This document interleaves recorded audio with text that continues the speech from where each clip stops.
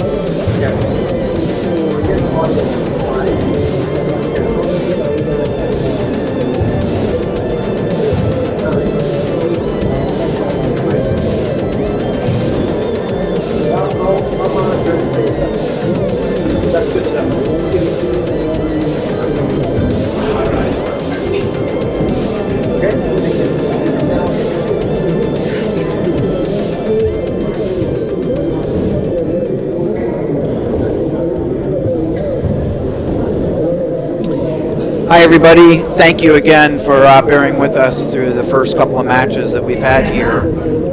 You have not been able to see them because we've had technical difficulties, but we seem to be up and running now, and hopefully you can hear me. I will be joined in the commentator booth in a little while, but let me introduce myself. My name is Will Carlin.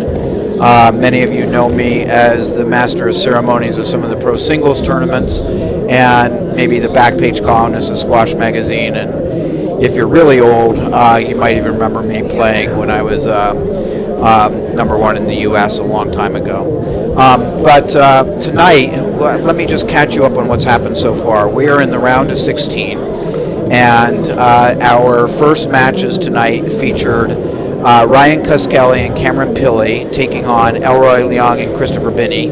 And Cuskelly and Pilley won that match 3-love. Ryan and Cameron, Cuskelly and Pilley, are the number 3 and 4 seeds, so they were expected to win that match. The scores, if you look at the game scores, they were actually close, but Ryan and Cameron had control of the match for much of the match. The points were exciting and good. In the second match, which you also didn't get to see, and again, we apologize for that, we had our number 1 seeds, Manik Mathur and Christopher Callis, were playing qualifiers, Nathan Snyder and Joseph Hughes. Snyder and Hughes won a 4-game match yesterday to qualify. They lost the first game yesterday and came back and won the next 3. And tonight they had the unenviable task of taking on the number 1 seeds. And the number 1 seeds showed the class they were and won very quickly 3-love. There were a couple of very exciting points in that match too. The crowd got excited. We've had a good crowd here on hand, and we are now getting ready for the third match. So we've got 2 more matches to go tonight, and the first match that you're going to see is Sam Khalifa and Kyle-Martino taking on Walker-Christopherson and Chris Walker. And this one, both of the remaining 2 matches have potential to be much closer matches than the first 2 of the night were. And that will be followed by Michael Ferreira and Will Hardigan playing Eric Liddell and Witten Morris in the last match of the evening. And we should be with you for all of that as we go through the rest of the evening. So again, I'm Will Carlin. I'm going to be joined here by Susie Pierpont in just a little while. But I think that's enough catching up, and once Susie joins me, we'll be back. So just give us a few minutes. Thank you.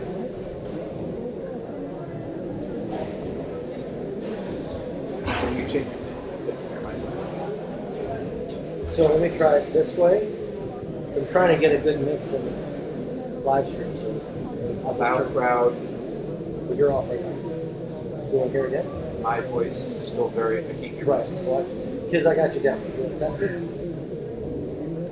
The crowd is loud now. I can hear my voice perfectly. Okay, that's great.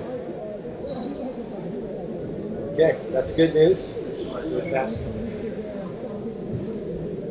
Hello, hello. Hello, hello.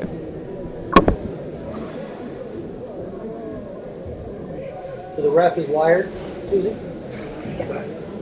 Just asking. Yeah, Okay. I don't know why it wouldn't work.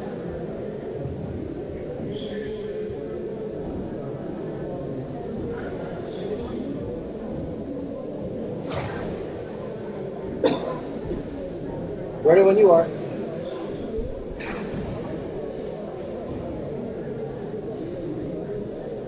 Okay, we are just about catching up here. The players are now posing for photographs, and then we will be getting going here with the actual match. While they're taking the photographs, why don't I introduce my co-commentator here. I am honored to be joined by a woman who I once said when I first saw her coming up that she had potential to become the best woman doubles player of all time. She's an amazing player. She's won 36 doubles tournaments, both in mixed and women's. She's won 5 or 6. It's too many to count. 5 or 6 national titles. We know it's 2 mixed doubles, and it's either 3 or 4 women's doubles national titles. She's also a lot of fun to play. I've been fortunate to play against her and had just a really great time playing with her. So with that, Susie Pierpont. Hey Will, how are you? I'm well, thank you. I'm glad you're here. I'm glad that we're live and on air after, It's been a challenge, but we're going to get 2 matches tonight, which would be good. Yeah, I don't think we missed a huge amount for the first 2. Relatively straightforward, 3 loves. Yeah. This is probably the most interesting match of the evening coming up now. And tell me why you say that. What are you looking for in this match? I mean, we've got Chris Walker, one of the most experienced players on tour. We've got Walker-Christopherson, who's relatively new, but has been playing well. He's had a couple of good seasons. He's on the up. Versus one of the stronger teams on tour right now, but definitely one of the least experienced high-ranked teams. And when you put into play Chris Walker and the way that he plays, they could definitely make this tricky for a team that is still sort of figuring out their dynamic. And just to make sure everybody knows, so Chris Walker is right now, he's the lefty on the left wall, wearing the white. They've got some design on their shirt. I mean, those are crazy shirts. Those are just hideous, honestly. It looks like polka dots. But I think Bamber asked them before they went on court if they lost a bet, and that's why this was happening. But I will give all four of them credit. It's very clear who's on what team. Very much so. And their opponents are Sam Khalifa, who again is on the left wall, playing Walker-Christopherson, with Khalifa-Martino, who's on the right wall, and they are in the blue. And they've also conveniently got their names written on the back if your monitor or your screen is big enough to see and read their names. And it looks like we are just about to get underway. Now, let's just give you a little bit of background. Khalifa and Martino actually won a tournament in St. Louis over Will Hardigan and Adam Hughes in October. So they've got a tournament win under their belt. And Sam Khalifa, although people don't know him from pro singles, but he was an amazing college player. He was three-time All-American, three-time All-Ivy. He won the Player of the Year for representing Columbia. And he's currently ranked number 13 in the SDA rankings. And his partner, Khalifa-Martino, went to Dartmouth. He was class of 16 there. And he actually, with John Russell, just won a challenger doubles event in Pittsburgh with John Russell 2 weeks ago. So they've been playing well. Walker-Christopherson is from Sweden. He played at Trinity. And as a senior, he was a tri-captain. He was class of 2019. Before Trinity, he won 4 junior national titles in high school. Played in 7 European Junior Championships, 2 World Junior Championships. And so he's a player who obviously has a good singles career as well. And Chris Walker, well, we could spend the whole telecast going over Chris Walker, but let's suffice it to say that he made number 4 in the world in singles, one of England's all-time best players, members of lots of world team championships, and has accolades galore. But he is definitely the old man of the group. He's in his 50s, mid-50s now, and still playing squash at a high level.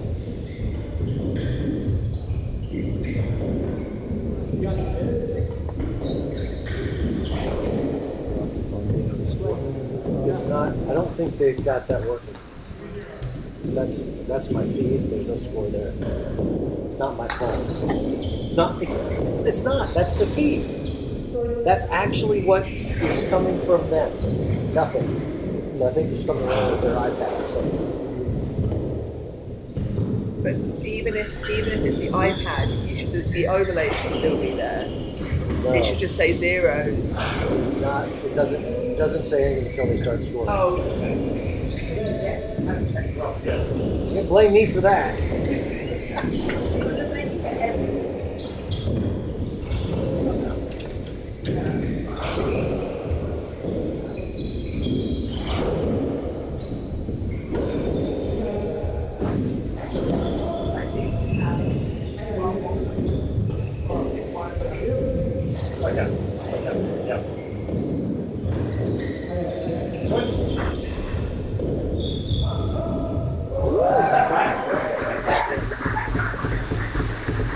That's a very entertaining point.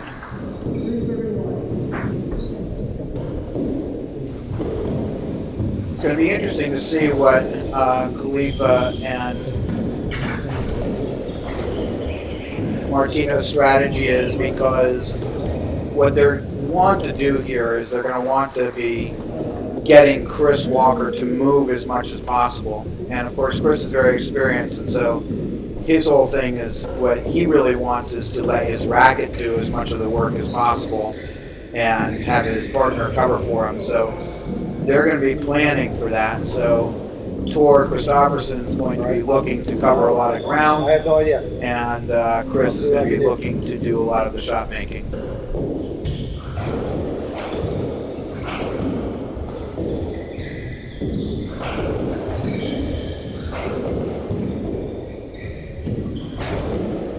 What's that?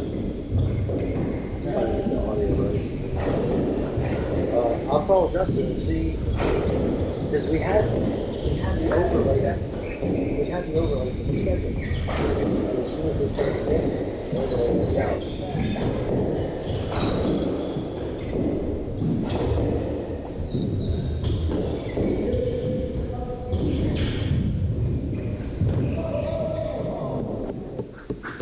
All right, we do not have the score over. Now you can see on that point they were playing a lot of balls to Walker, but trying to get through them isn't necessarily going to be a winning strategy. What they're going to want to do is get the ball to move up and down the court.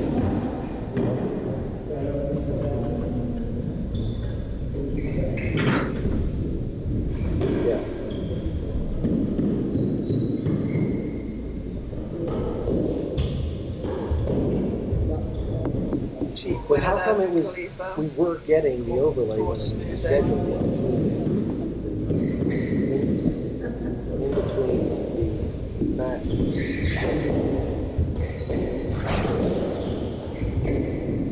The club locker logo is there.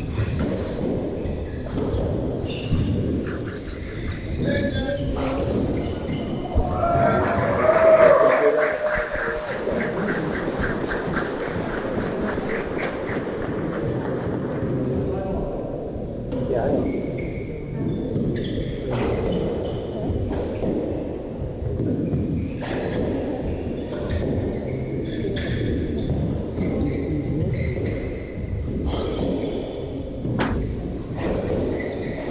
Right. And everybody, we are trying to get the score on screen. We may not be able to do that, but we're going to be able to tell you the score as we go along here. We're just trying to make sure we can get the live score as we go along. Refresh the browser and see if it's active.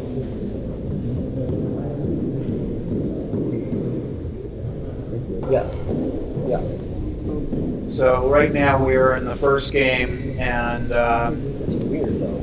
Walker is serving, and they are winning 6-5 in this first game. So it's pretty even starting off with. I think one of the things that's really going to benefit Chris and Tor in this match is the low ceiling here. You know, Chris is very comfortable as a left player, taking pace and standing high up the court and being able to move back again. But the best way to get it Put that on. moving, Put it. it's so hard. It's what? It's so hard.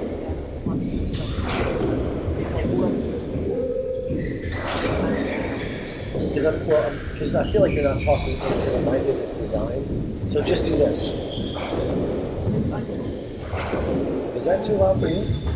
I'm not sure what you're hearing. So.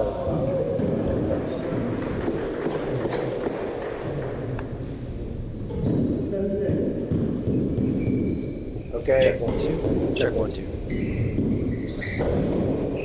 It's.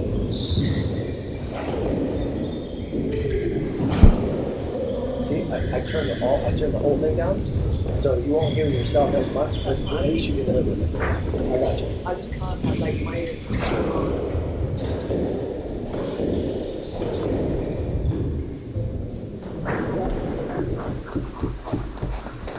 So it's 8-6 right now for Christopherson and Walker, and Tor Christopherson is serving.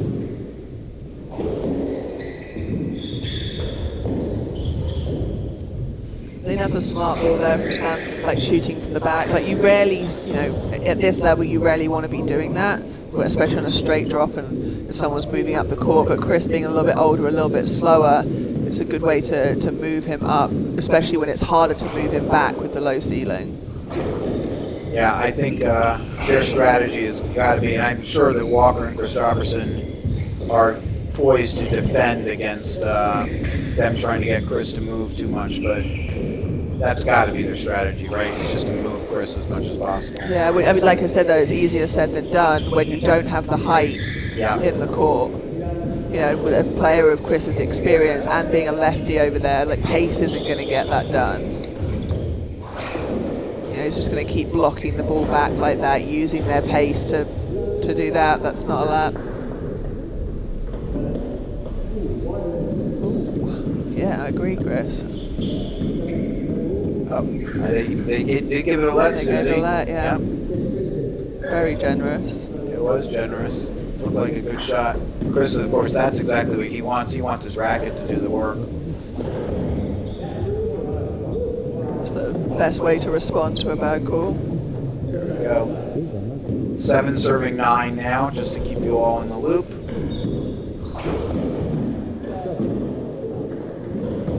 And this is a good start for the Walker-Christopherson. They're up 10-7 now.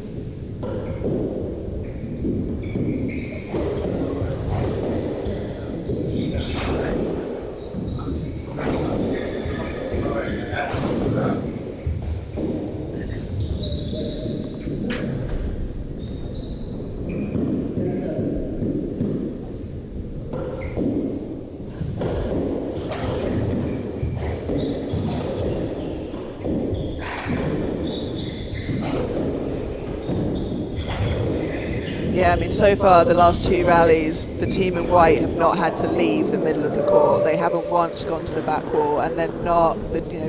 Khalifa and Martino are going to really struggle to win this match if they can't get them to move from the middle of the court. Yeah. I mean, same goes for any team you're playing. It doesn't matter who it is. If they're not moving from the middle, you are probably not going to win that match. That's a squash truth. Singles, doubles, whatever it is. If your opponent is in the middle of the court for most of the match, you are on the losing end of that I match. think that is well said, and just an inherent truth to the game. But this is impressive the way. Good hands there from Martino. Yeah. So it's second hand now, 11 serving 8. Good crowd here tonight in Brooklyn, Will. Very impressed with the number of people who will come out on a rainy Wednesday night to watch some doubles. It is rainy. It's cold and rainy in Brooklyn tonight. And the Heights Casino is just hugely... Oh, interesting there. Chris pleading that the only person in the way was Sam. True, but there was somebody else as well. They're playing that. So it's still 8-11, or 11 serving 8. Yeah, the Heights Casino, Susie, just to finish that thought, really a great doubles community almost in and of itself, with juniors, adults, older people, younger people, all different levels playing. And in fact, there are a number of Heights Casino representatives in this tournament. So the fandom is high, even for early matches like this. There's a big crowd there tonight. Yeah, it's great to see. It really is. So it's 9 now, serving 11. Hand out.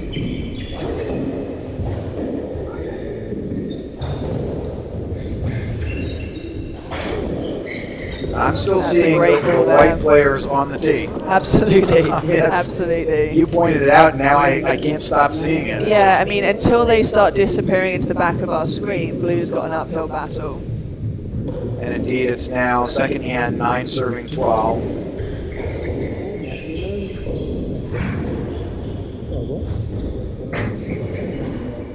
That's the first time, and even there it's come so far off the wall and he's only really a foot behind the red line.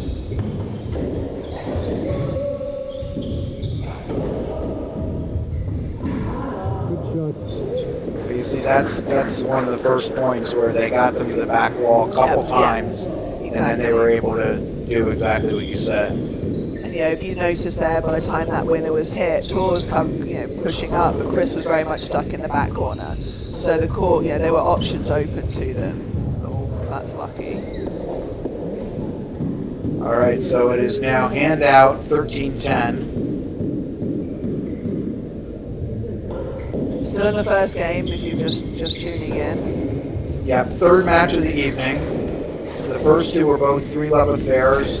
One featuring our number 3-4 seeds of Ryan Guskelly and Cameron Pilley, and they won 3-zip. And the other featuring our number 1 seeds of Chris Cowitz and Manik Mahar, and they also won 3-zip. So the first two matches have been not as close as this one is shaping up to be. And we are now at a game ball.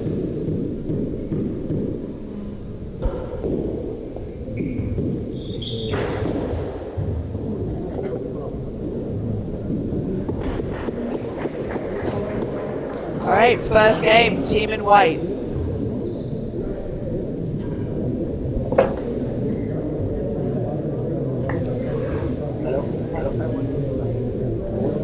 It wouldn't be an echo for that space.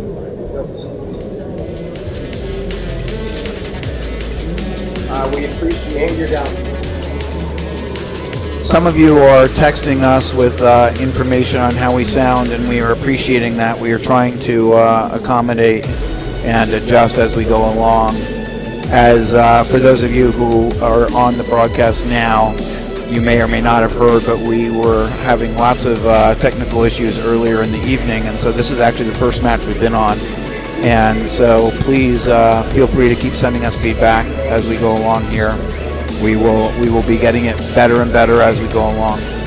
So anyway, we're in the third match of the evening. The first two were both 3-love. This one right now is 1-love for Chris Walker and Walker-Christopherson. And that is not necessarily what people were expecting on this match, although I think, as Susie said earlier, this match was expected to be one of the closer matches of the evening so far. And indeed, the first game was 15-10, so a good close game. The real issue here is that we have a team of experienced players who are the team when they come back on the court that are in white, and one of them is the oldest player in the draw by a lot. He's in his mid-50s, one of the best players ever to hold a racket, so he's got excellent racket work. But the younger team, who are in the blue, of Sam Khalifa and Khalifa-Martino, are not doing a great job of getting them out of the forward position of the court, or loosely around the service line on the floor, so the short line. So it's going to be interesting to see how they adjust their strategy here. As Susie has mentioned, it's a low ceiling. I'm not sure if I totally agree with that. It's not really a low ceiling, but there is a dreaded beam that goes across. It's a construction beam. Heights Casino is well known for it, and that prevents a really extreme lobbing. You can definitely lob on this court, but the really extreme lobbing, you are at risk of hitting that beam. And particularly on serves, people hit it all the time, but that's going to make it a little bit more challenging than it otherwise might be for the team in blue to get the team in white to the back of the court. So we'll see how they adjust their strategy here in the second game, but we're about ready to get it going again. And again, the team in white, Christopher Walker and Walker-Christopherson, are leading the team in blue, Sam Khalifa and Khalifa-Martino.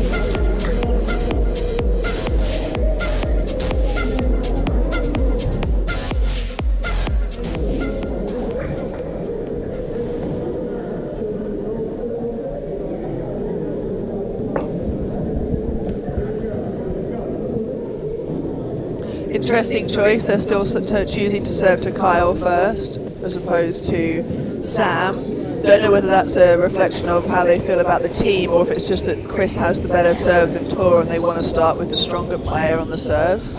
What do you think, Will? Well, I think it worked for them in the first game. That was what they did in the whole first game. So I think maybe they are thinking, let's stick with the winning formula until we need to adjust. But even here, Susie, I mean, gosh, even on that first point, they're really out in front. Team in white is way out in front of the team in blue.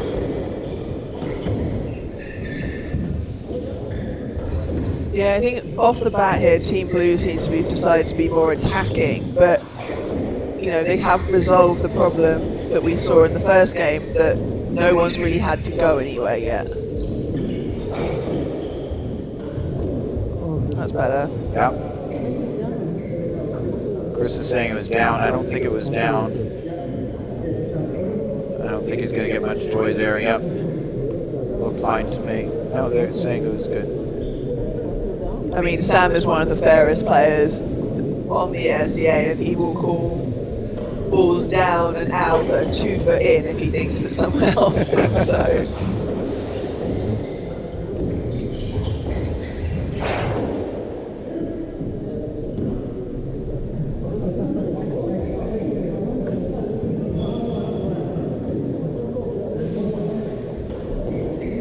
All right, so the score is 1-1 now. That's 3 winners off the serve for Tor. Kyle not even taking a step to those few.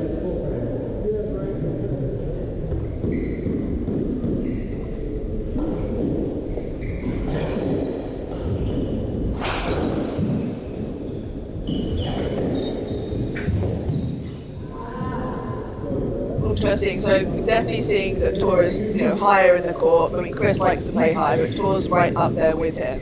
Wondering if some of that's just to make sure that there's court coverage in the front, but it is going to leave him a little out of position. And he's had Kyle's hit 3 winners down that wall on him when he's just been caught short on a bad cross court. But it's almost not enough, Susie. I mean, it's I would take that trade-off right now. To have the occasional winner down that line to hold that front position. I mean, I feel like they are really posing problems for the team in blue. Is that good or down? That was down. That was down.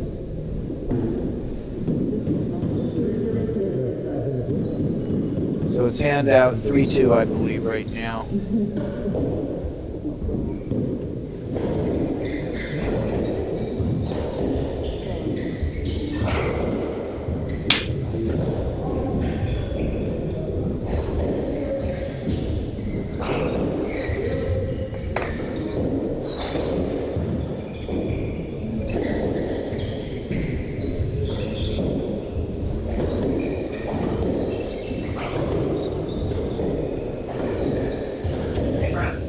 They've got to stop giving Chris that overhead.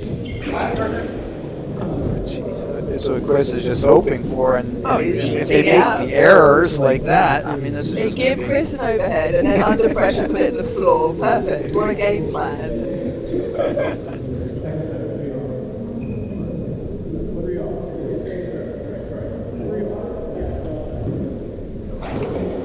So you have tour newcomer Nathan Snyder on the centre ref, doing a great job. It's always a little daunting to ref your first main draw match out here, but everyone's got to do it at some point. So are we doing it right now that the loser of the previous match is reffing the next match? Is that how it's going? The 2 losers and 1 of the winner. Got it. But I mean, the guys are pretty good. They'll sort of, everyone pitches in, so if someone is off getting a shower, then they'll switch in and out. But generally, because no one really wants to be the centre ref, because you're then the focal point for any queries, should we call them, of decisions, it tends to go to the losing team.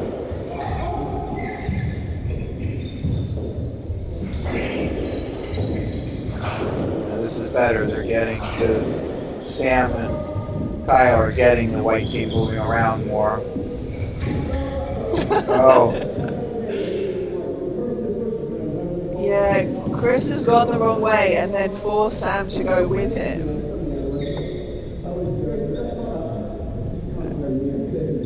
Yeah, I think Chris is trying to say that it was a let on Sam, but Chris sort of forced that position. Yeah, he did, and it. Chris has been out there enough times to know that he knew he was out of position and he didn't want to be. Yeah. As you said, Sam Khalifa, a very, very talented singles player, great racket, and you just can't leave the ball like that for him. Yeah.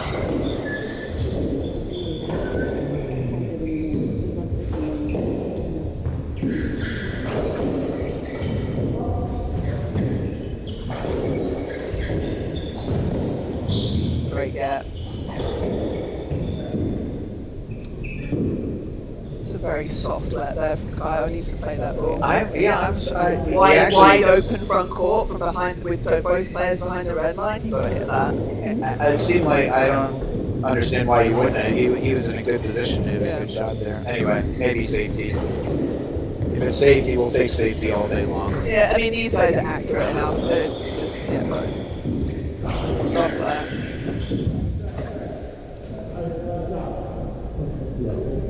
Oh, that's a creative let there. Shapes for it, doesn't ask for that. Sam chases it, realizes he can't get it. Kyle decides he did want to let. Interesting. I like your word interesting. I have a feeling that's not necessarily the word that you're really meaning to use, but we'll just go with it. We'll go with interesting. Cheeky? Can we call it cheeky? Yeah, there we go. Cheeky. That's a lovely backhand drop shot. Just caught Chris. That's what Sam wants to do all day long if he can. Absolutely.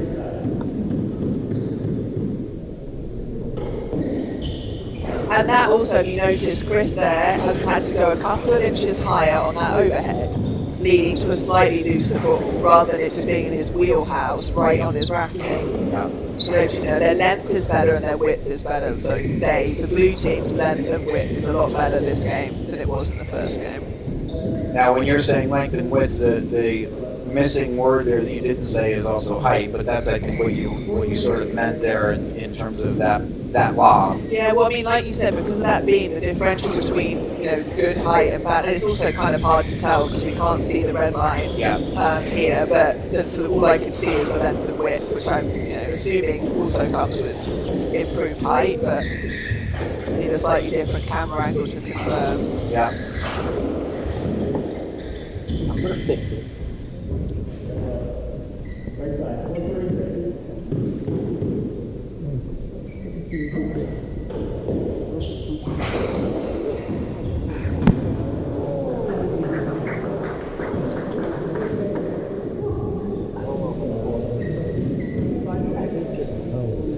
Well, the score is staying tight here. It's 5-6. I know the score hasn't adjusted on the screen yet. There we go. But it is 5-6, so it's a 1-point difference. Again, the team in white, Walker-Christopherson and Chris Walker, are leading 1-0. And they've now tied the score here at 6-all in the second game. The younger team of Khalifa-Martino have done a much better job at the start of this game at starting to move the white team around and get some opportunities. But right now, Walker and Christopherson are hanging tough here, and that's a very nice return. They've really played their way back No, in. it was an error. Is it an error? I think the ball was down, so 7-6 now for Christopherson and Walker.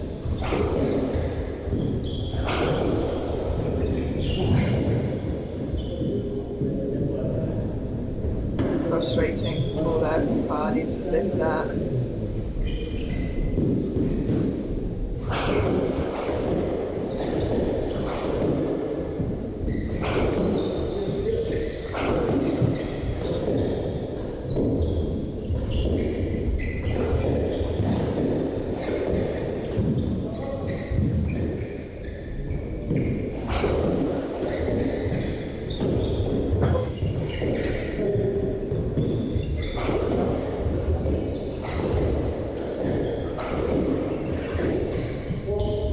A lot of hard hitting going on right here. Oh.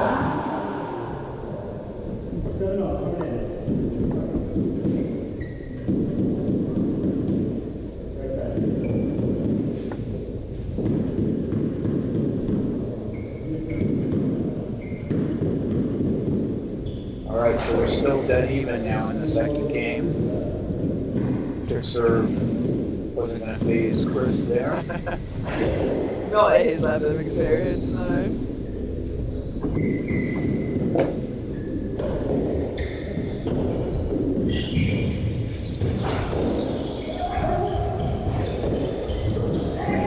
Oh. Good gets there from Kyle.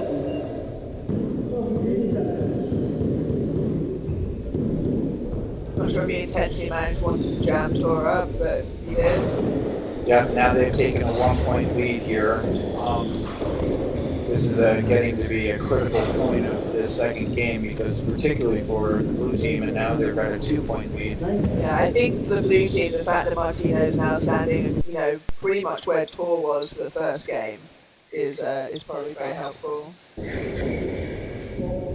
So now they're vying for position up the court rather than sort of being stuck behind.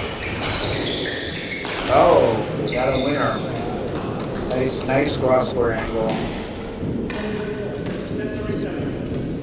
Power has not been the winning formula against Chris over there, but if you hit it perfectly like that.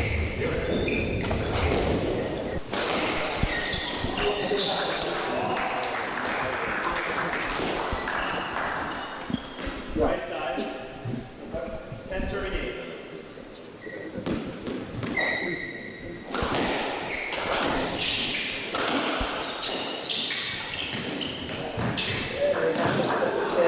Oh, you got it. I mean, the white team's doing a very good job of keeping us close here, of really hanging in here on this game. And again, as we get into this, right now, the end game part of this second game, it's really a critical game for the team in blue to win.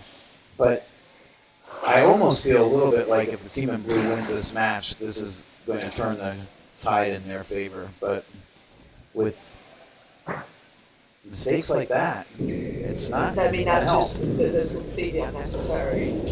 If somebody plays a tight ball, respect the ball, and you go to the back wall and get it, and you reset. Just swinging wildly at the ball because you're standing in position is just lazy.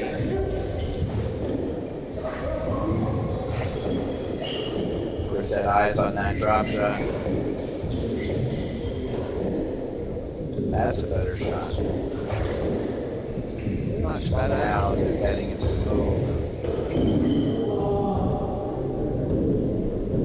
Chris was just telling him to be patient there. Exactly. I was just about to say that because that was the first time they got an opening. They had been the team on the move, and the temptation sometimes is to be like, oh, finally. Another error in a critical point here. And Susie, I can see the frustration on your face as you see that. You do not like that error. I don't. Well, and also, myself and James Stout sort of spent a fair amount of time with this team, helping them, with their game, and I would say I have a vested interest in them. And when Kyle hits shots like that, it's very frustrating. You're like, we've talked about We have absolutely talked about that. Multiple times. Well, the score is not kept track right now.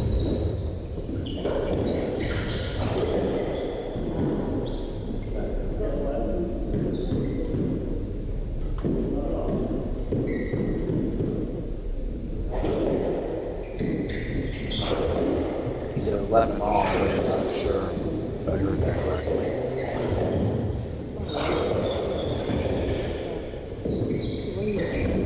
Yeah, that's a great choice there. I was just about to say this bash that seems to be happening is not gonna help the blue team move the white team around, but it does occasionally create an opening. I think Chris knew where that one was going. Yeah, he was up there about a mile before the ball got there. Nice break. Okay, that's an uncharacteristic forehand error for Christopherson. I think I'm hearing 13-12. Does that sound right to you, Will? I didn't hear it. We played a number of points since 10-9, so it's not 10-9.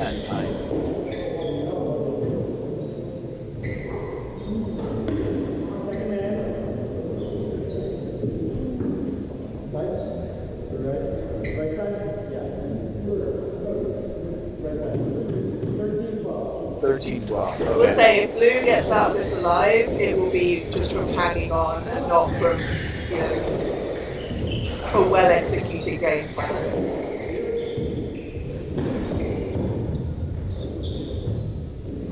That's a lovely That's a shot. nice drop shot. That's 2 in the last 8 points the same way. Okay, 13 all, Susie. This is This is what we call a big point, well. I kind of the definition of maybe the only bigger one is at 14 all. I mean, yeah. And I actually know what this reminds me, back in the day when I first started playing, probably when you learned to play, is 13 all, you got off the hook, right? Because you could opt for 2, 3, or 5. Yes. And give yourself a little breathing room. And thank God that's no longer an option. Yeah. Keep that pressure up.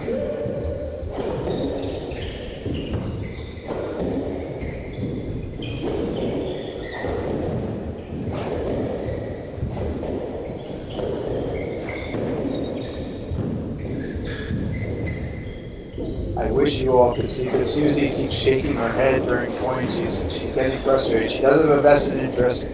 She's been working with the team in blue. So she really wants them to play well, and I don't think they're living up to her hopes right now. I'm just very confused by their... Oh, Chris, stop it. I'm very confused by their shot choices. They seem to be hoping that the team in white is just going to randomly put the ball on the floor. They're not hitting balls to them that would make it difficult for them to play shots. They're kind of just hoping. And you're playing against, like you said, one of the best doubles players that has played. Slightly older, but his racket is still phenomenal, and a very talented right baller, and they're just not going to put the ball in the tin because you would like them to. Yeah. And hoping that 13 all, you're just not going to win matches that way. This is the third time we will now be playing this 13 all point, just so you know. Classic big point moment. That's what wow, I think. that's a nice shot.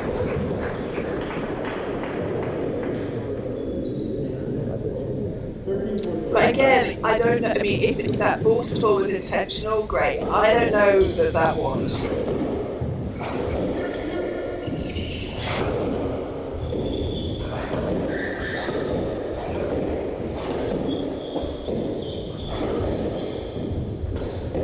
I almost have the feeling that if Sam and Kyle do win this game, though, I do think it'll be one-way traffic after that. Yes. White team needs to win this for sure, because the confidence that will give them, and then the effort that Blue's going to have to put in to get back into it. Help.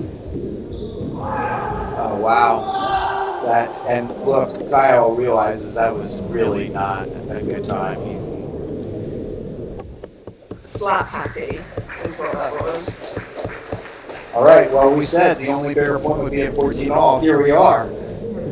So it was 1 or 3 you could choose at 14 all back in the day? Yeah. 1 or 3, yeah. Did you ever pick But one? you had to get to 14 all without having previously been Yes. to 13 all. I don't think I ever picked one. Picking one always seems to me to be what's happening here. This is a good point. Hold on, let's just talk about this. We are just bashing the ball as hard as we can in the middle of the court, yeah. Finesse is going out the window. Completely disappeared. There we go, a little bit. We had a little bit of height. Oh no, Chris. After all that, the person that we least expected, the person who has made almost no unforced errors, actually makes the unforced error with an opening to drop that game and to tie the game up at 1 all. So this is an interesting situation where Khalifa-Martino have held on by the skin of their teeth to stay in this match.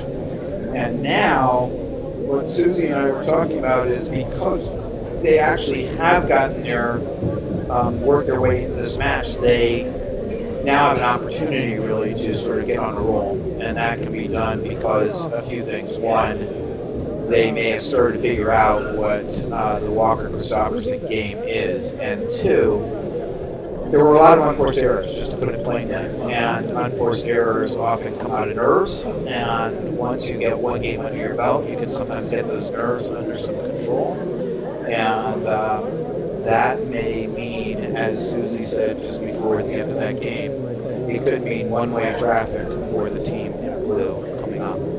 We've got about another minute to go until this game resumes, and we'll be right back with you.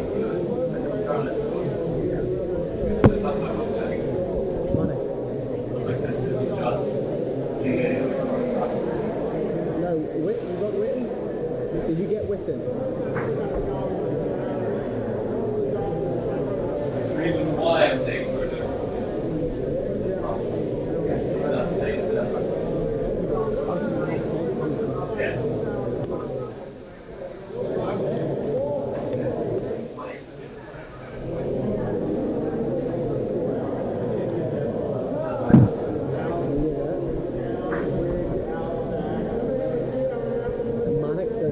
We should be back in a moment or two.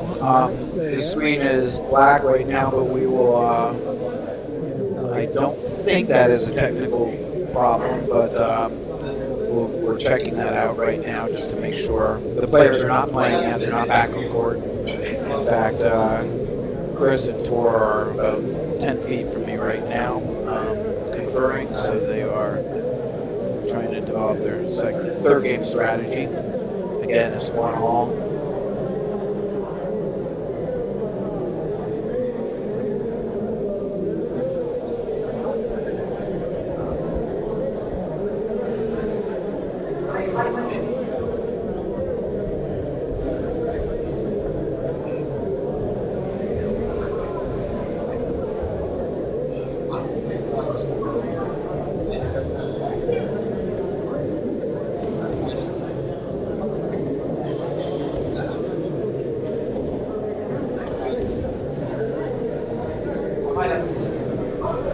Okay, the players are back on court, and yes, I was right that the technical issues were not a big deal, not the kind of deal that we had earlier in the evening. So we are about to begin the third game. And again, just to remind you, this is Chris Walker and Walker-Christopherson, who are in the white, somewhat designed shirts. Walker is on the left-hander. Walker-Christopherson is on the right-hander, and they are playing Sam Khalifa, who is on the left wall in the blue, and Khalifa-Martino, who is on the right side in the blue, and is going to be the person serving the first point of this third game. Now, third game is always a big game. This is a very big game in this match. I think that Susie's and my thought is that the team in blue probably has the momentum at this point, and it's therefore probably a more critical game for the team in white as we get going here. So 1-love for the team in white.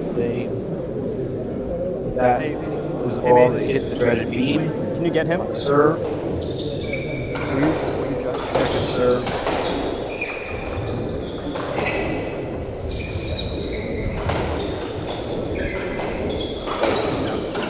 What's that?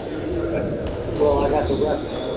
That's the ref. Second man, 1-1.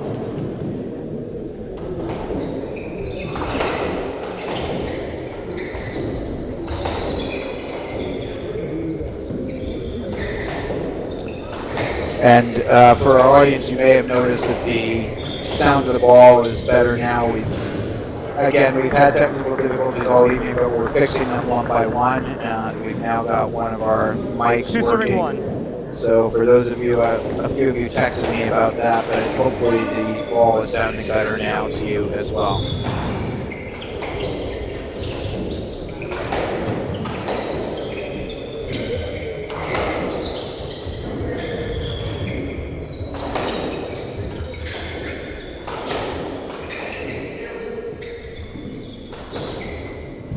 Now, these first few points, Down. it's probably more critical for 3 serving 1, right the side. team in white, who are now up 3-1, to get off to a fast start here. Now, the team in blue, having said that, they do not necessarily want to let the team in white get going and get their own momentum, because they are the ones with the national momentum at the moment.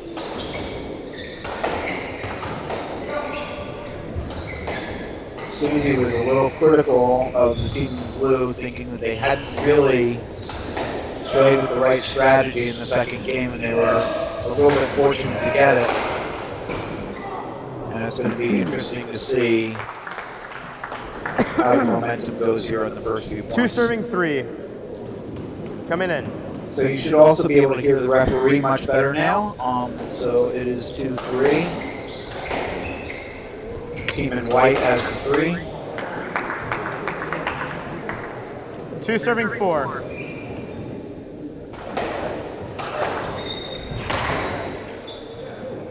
Boy, Tor has really done well on the return to serve. That's about the 4th return to serve winner or forcing shot that he's hit.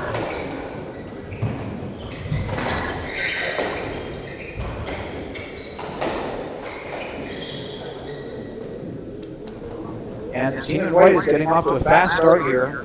6-2, right side. 6-2. The score on your screen is behind a couple points. It is 6-2 now, not 4-2.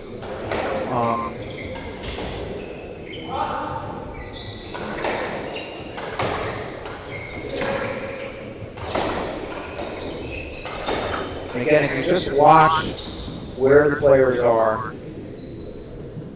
you'll see that getting the team to have both players behind the team in blue, closer to the back wall, Right has side. not happened very Six much serving in two. this match. And that's one of the reasons why they've been able to stay even or even ahead in this match. And game score is 1-all. They've got a significant lead now early into the third game. That's a great shot off the back wall from San Second serve Khalifa. left side. Beautiful ball. But if we're relying on back wall winners, 6 serving 3. still not necessarily the winning strategy. Team White still has a good lead here early in the third game.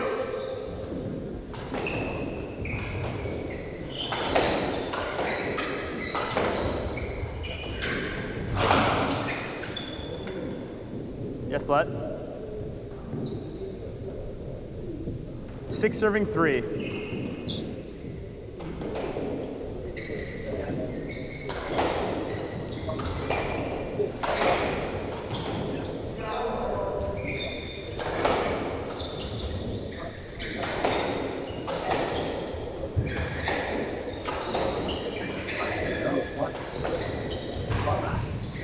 That's 2. I thought it was 2.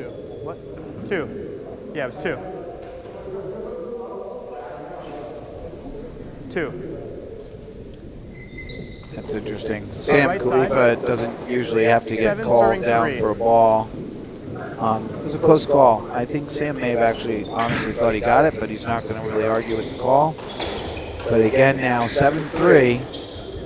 Team in white has gotten off to a very good start here in this third game after the momentum seemed to be with the team in blue.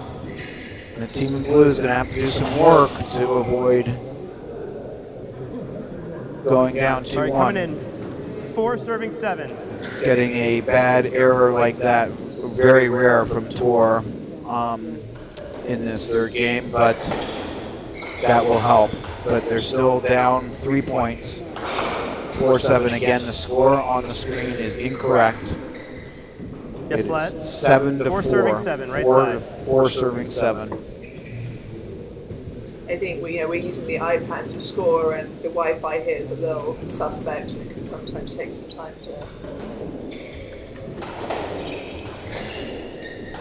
We use the Club Locker scoring system on the iPad, but if there's suspect Wi-Fi, it can sometimes take some time to come through. 4 So that's serving why we're 8. seeing a little discrepancy between what the score is and what it says it is, unfortunately. Yeah. 2023 problems.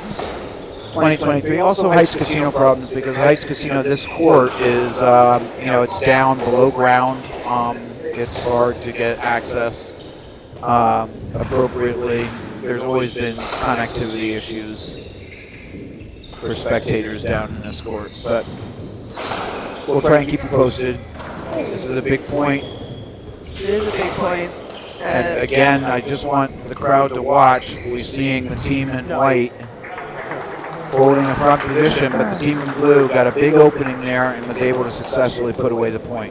They did, and I don't know how they turned 5 that, serving 8, right that side. point around because they were completely like Right side. Kyle was out of it, Sam was chasing and scrambling and managed to turn it around, which is quite impressive. But it's definitely the opposite of what what their game plan should be. It's not a sustainable game plan to chase everything down the front and hope that eventually you get an opening.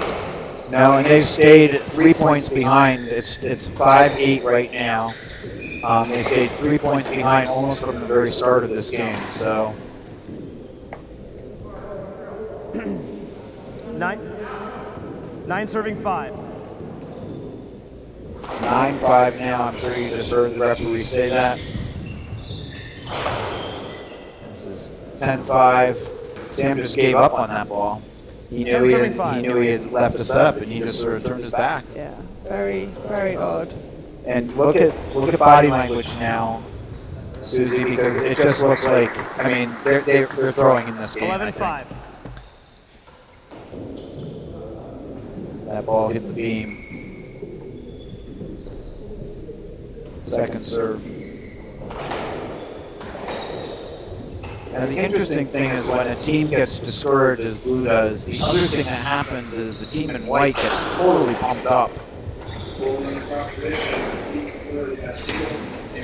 The thing with doubles, though, is that it's such a long game, and that you can go through patches, purple patches, not so purple patches, and still end up at 8-4, and a long way from the end of the game. I think there's still room in here for Blue to pull themselves back into it, but that body language is going to have to change if that's what they want.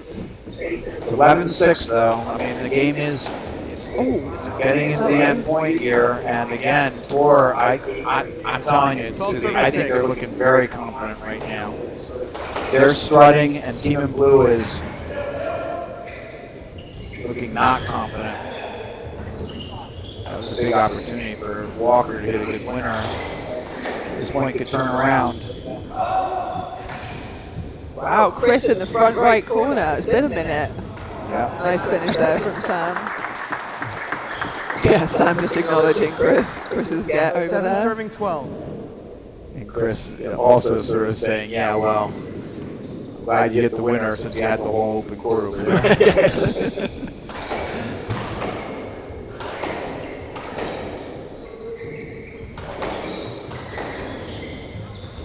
Ooh, pretty Nice shot. Okay, well, Susie, you're looking like a prognosticator here. The gap is closing. 8 serving 12. Big point here. Big difference between 9-12 and 8-13 in terms of mentally and just, even if you're become the dominant team, it's a lot of points to claw back while only giving up that stroke. That could be a stroke. But I'm not sure what Chris is pointing at. He lost it, whatever it was that he was 9 serving pointing. 12. I mean, Chris loves any argument on any decision, regardless of whether it makes sense or not. Wow. 10 serving 12. 12-6 to 10-12. That's a big 4 points to win right back there. Massive. Let's see if they can continue to play smart squash. They opened up the court for themselves and took advantage of it. They've got a little bit more.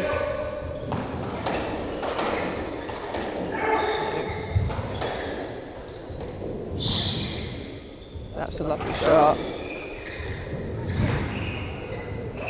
Oh, don't get your hand down. You play the point. You've got to play the point, guys.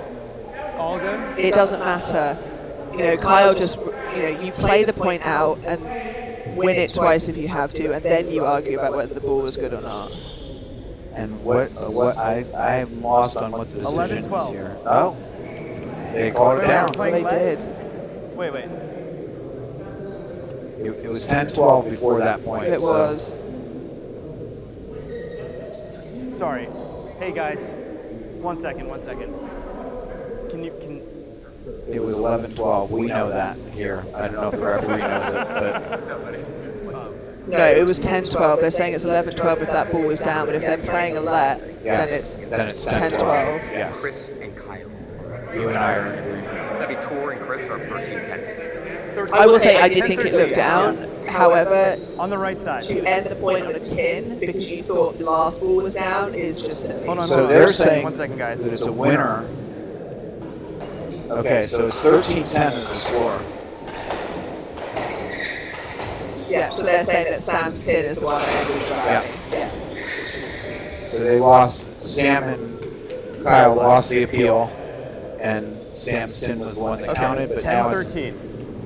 Well, I mean, Kyle just didn't play the ball, right? Like, he hit a very silly, like, half rail thinking the rally was over, but you have to just play out the rally.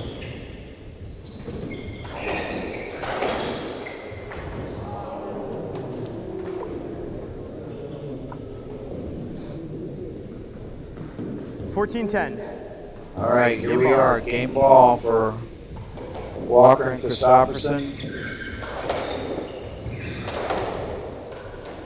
They had a big 6-point lead at one point and went down to 2 points, and now they've got a 4-point lead, 4 game balls.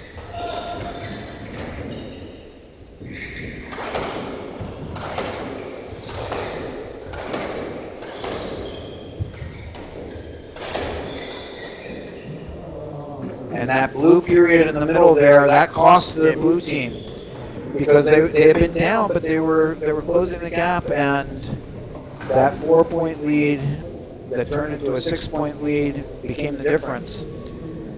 This is very interesting. This is shaping up to be a very good match because it's not at all clear that either team can run away with this next game. None of the first 3 games have been runaways. And this will be very interesting. So we've got about 2 minutes until the players come back. And we'll take a quick break here. We'll see you in a few minutes. Chris, underwater. Hi. Good to see you. Now we're seated. I was like, I didn't even know what happened. Get on the court sometime? Absolutely. What? It's like, well, how did that work? Looking forward to it.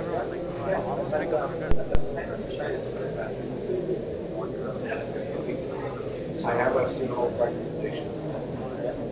I had it for almost a full year. I went to specialists and everything. I found they call men's health. What? Men's health. This tip that I'm going to tell you seems stupidly simple, but it actually works. Before you get out of bed in the morning, while you're sitting on the edge of your bed, pull your toes back, hold it for a count of 3, 11 times. And then before you go to bed, grab the toes, 4 days later, gone. And still now, if I start to get it, that's what I do. So it's literally just this. Okay. That's it. Okay. It's actually starting to go away, but then it comes back. I'm telling you, I don't know why, but that was the thing that did it. 11 times, count of 3. Morning and night. Morning and night. Got to do it though. I'm going to do it. Oh, yeah.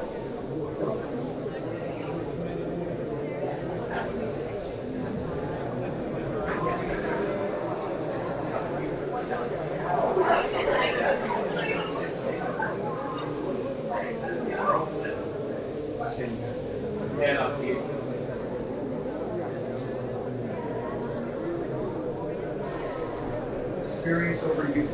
Come on. Experience is over there. Just keep it together. Right, Mom?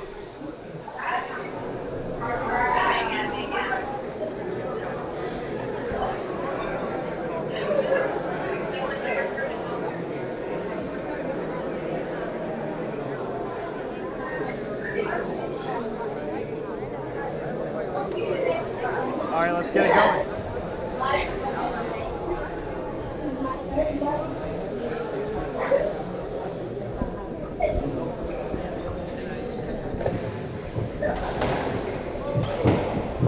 This is the line. That's way better. Oh, no. All right, we are back. 4th game coming up. Very interesting encounter. Definitely the match of the evening so far. And just to remind you, we are in the round of 16 here at the 2023 David C. Johnson Jr. Memorial Squash Tournament at the Heights Casino in Brooklyn, New York. I'm Will Carlin. I'm sitting here with Susie Pierpont. And the first two matches, the number 3-4 seed of Ryan Coskelly and Cameron Pilley won their match, and the number 1 seed of Manik Mahor and Chris Callis won their match 3-zip. This is the third match of the evening, and by far the closest and best. And it is 2-1 so far. With the team in white, which is Chris Walker and Walker-Christopherson, playing the team in blue, which is Sam Khalifa and Khalifa-Martino. All right, Walker to serve. Here we go. Chris Walker to serve, up 2-1. What are you looking for here in this fourth game, Susie? 0-0, 2-1. I am looking for both of the blue players to be more thoughtful with the ball shots that they're playing. They're playing very reactionary squash. Yes, right? They've gone back to how you play when you first start playing doubles, and you just bash it into the middle and hope for the best. And against somebody as experienced as Chris, that's not going to work. That's the kind of ball I'm looking for. I want to see the ball getting to the door. I want to see Chris having to play backhand. I want to see Tor having to cover for him. That's unfortunate, but it was the right choice. So somehow 1-0. you're saying the ball needs to get into the back of the court. Yeah.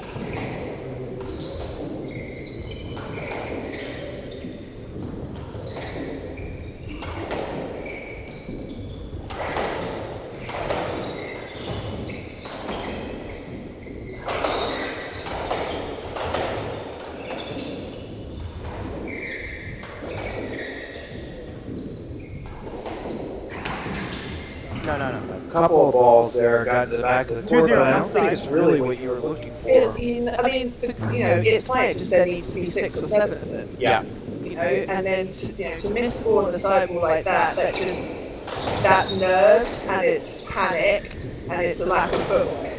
That's a great shot. The lack of footwork, you're saying. Yeah. I love that. It's something that we don't think about in 3-0. doubles as much as we do in singles, but the footwork is hugely important here, isn't it?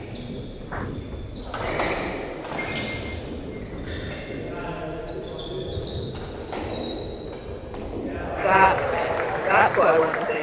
Good length into the front left corner. Coming in. Well, the whole thing set up with Kyle's lob to the back. That was really it. Chris had to go to the back wall, and all of a sudden, Sam has an open ball. I mean, to be fair to Chris, he wasn't a million miles away. That was an excellent, almost perfect drop shot, and he's still nearly there because he just reads the game so well.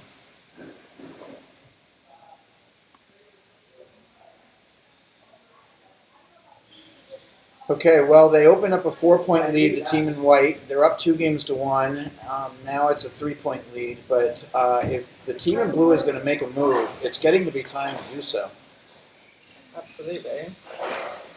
And that's not the move. It's going to be a stroke, I believe. Yes, it is. And probably most of our audience knows this, but in doubles there are strokes. It's usually that situation where a player hits the ball right back at themselves, and the opposing team is right behind, ready to hit it. That is the most common double stroke that happens. There are a lot more stroke situations in singles than in doubles, but that's the one that is almost guaranteed to be a stroke every time in doubles. Now that one, interestingly, when your partner hits the ball right at you, it's not going to be a stroke. With one exception, Will. Yeah. If they do it on purpose. If they do it on purpose. There are a lot more stroke situations in singles and doubles, but that's the one that is almost guaranteed to be a stroke every time. Chris just can't help having a look just in case someone was on the fence there. Well, he's got experience in everything, including dealing with referees. Gamesmanship. Yes. I said dealing with referees, you said gamesmanship, but we were both saying the same thing. Right, that's the kind of point that the blue team's going to have to string together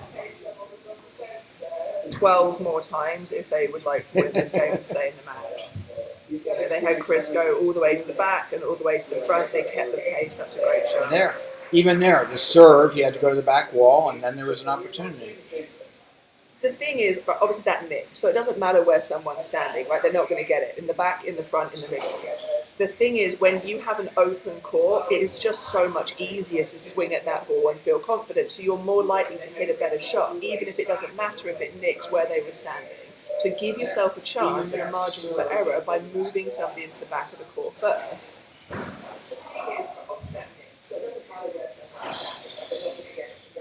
Wow. Now we're into wild hitting again, Susie. It's like painful in my ears, well. And the team that's lobbing the ball first is the white team, not the blue team. Hard shots, hard shots.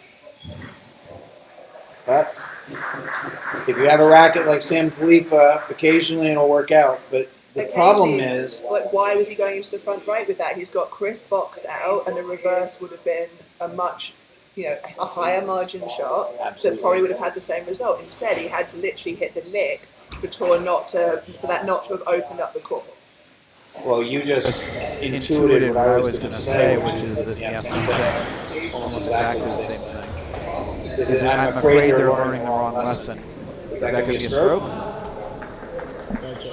Some of the shot selections are very poor reflection on John J. Stout as a coach, I have to say. I'm not taking credit for that.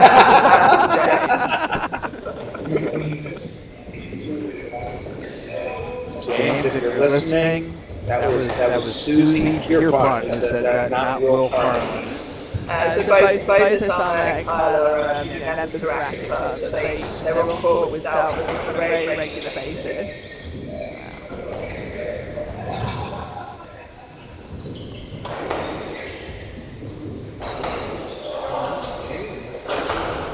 But I think it's also that some of these decision making is still, Osama hasn't been playing doubles for that long. He's still transitioning. Like, there is still that singles mentality of it's a straight drop, it's a cross court drop. Reverse is still something you have to learn to see that option. And it doesn't come naturally because you just don't play that on a singles court. Now, that was a bad error, but I would like to point out that 8 serving 6 on the left. Khalifa-Martino were down 4 love. No, sorry, it's on the right. It's on the right. Now they are actually up 8-6, and they were actually just up 8-5 before that error.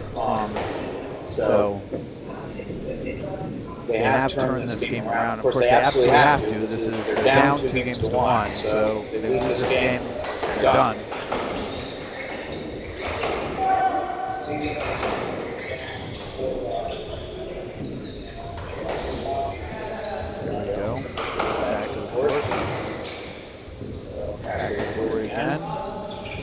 This is smart. He knows that he wants to get the pass too. Chris's recovery work is so good. That his ability to lift the ball under pressure and get himself out of trouble is some of the best out there. To hold his position and to not be, not allow someone to move him where they're trying to. Oh, he hit the beam.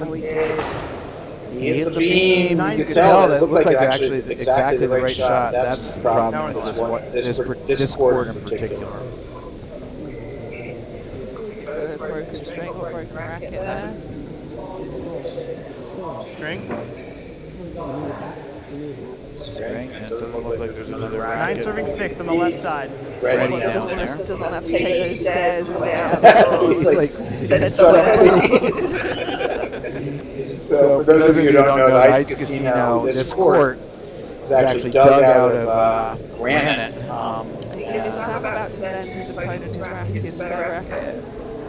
And there is a very steep, narrow staircase that goes from where the spectators go all the way down. And I think you're right. I think Sam has actually lent his racket. One of the most sporty players out there. He has just lent his opponent his spare racket. I'm not going to lie, Will, I consider myself to be very sporting. I make you go up those stairs and find it. I don't know. Now if Sam breaks his string, what's he going to do? I don't know that you would.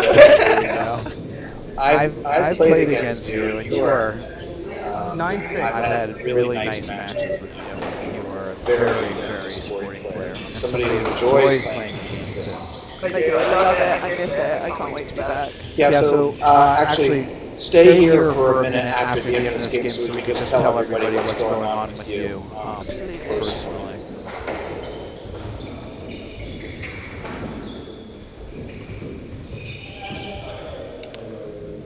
Yes, lad. Good example there. When you don't 9-6. cross, you allow somebody to get in Sorry, there on the off left. the ball On the that left. you definitely wanted Yep. them to play.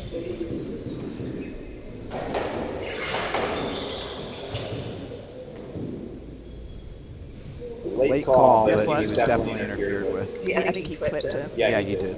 9-6. Borderline stroke, but they'll take that. They're very much in control of this game, but they've been so topsy-turvy for 3 games that I'm not sure if they can hold it. They do seem more positive, they've got the game plan. Body language was infinitely better than at the end of the last game. Somebody kicked a puppy at the end of the last game. Oh, Ouch. she clipped him there. 9-6 again on the left.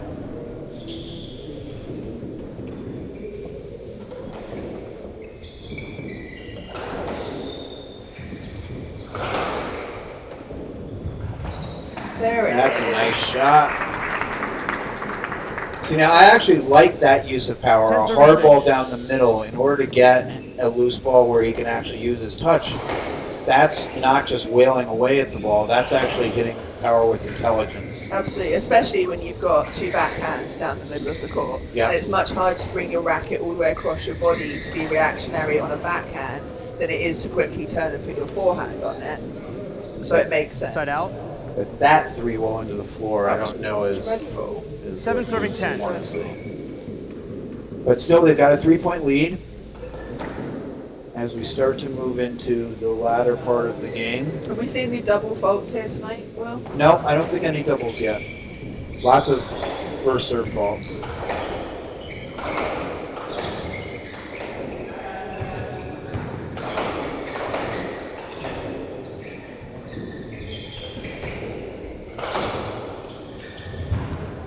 Trouble. That 4-point lead has become a 2-point lead. 8 serving 10. So it's 8-10 now.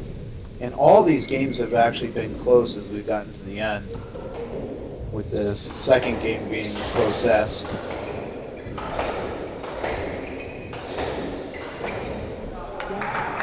That's nice. Reactionary. 8 serving but nice. 11. Yeah, not a sustainable game plan. Torres plays really. Oh, look at that. That little block volley, little hard ball 9-11, block right volley, side. great shot. But set up by Torres was, let's say, he's hit really good width down this right wall. It's, well, they won a lot of points there.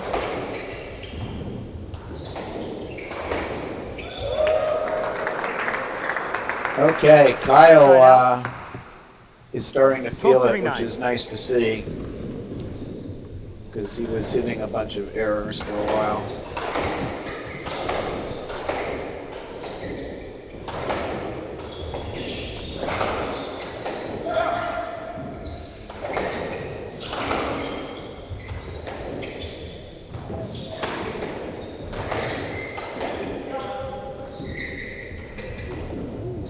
Beautiful. Nice shot.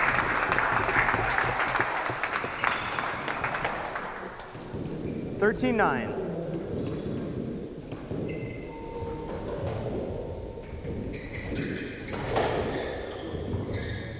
Now, I'm assuming that when you see shots like that, Susie, you're saying that that's the Pierpont 14 coaching 9. rather than the Stout coaching. Obviously, Obviously, yes. I obviously. just Like, I wanted- mean, it goes without saying. I wanted to make sure that I just understood the situation correctly.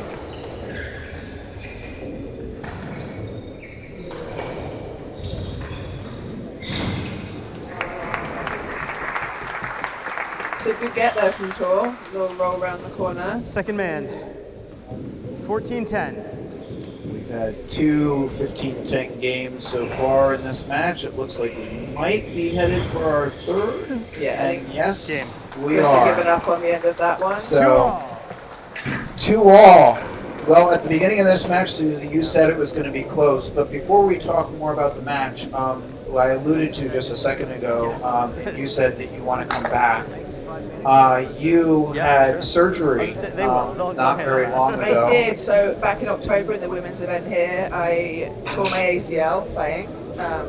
I had to had it reconstructed, had the ACL repaired just before Thanksgiving, and I'm now 3 months post-op and going through the rehab process, and it's going well. We'll see. I don't know. I don't want to put any parameters on it, but I'm feeling strong. I'm feeling good, and hopefully I'll get back out there. But one step at a time. Right now, I'd just like to be able to go for a jog. Well, we can't wait to have you back. Susie's one of, as I said, I think she's one of the most gifted squash doubles players that I've ever seen. And also just a pleasure to play. There's something terrific about that, both to watch and to experience on court. So, unfortunately, surgeries, if you play this game for long enough, it seems like it's going to be something that happens. Some of you may know I'm in the double digits on squash-related surgeries, and I'm very pleased that I've successfully come back from all of them. But I keep coming back to this game, which some may say is a sign of insanity, to keep doing the same thing over and over that causes you pain and stress. But those of us who are addicted to this game, it's hard to get over that addiction. And I'm very pleased to be able to come back, and I'm hoping the same for Susie as she comes back from her ACL injury and surgery. It's a road, but it's a road that squash players in particular seem to be successful in coming back from. Squash is particularly tough on hips and knees, and to a lesser extent, but also true, shoulders and elbows. So all the joints. It's a tough sport on that. However, if you keep playing, squash players look remarkably young for their age, and they keep being able to walk until their 80s, and through their 80s without having to use a walker, or they can bend down and tie their shoelaces. So there are benefits from playing this game for a long time too. Yeah.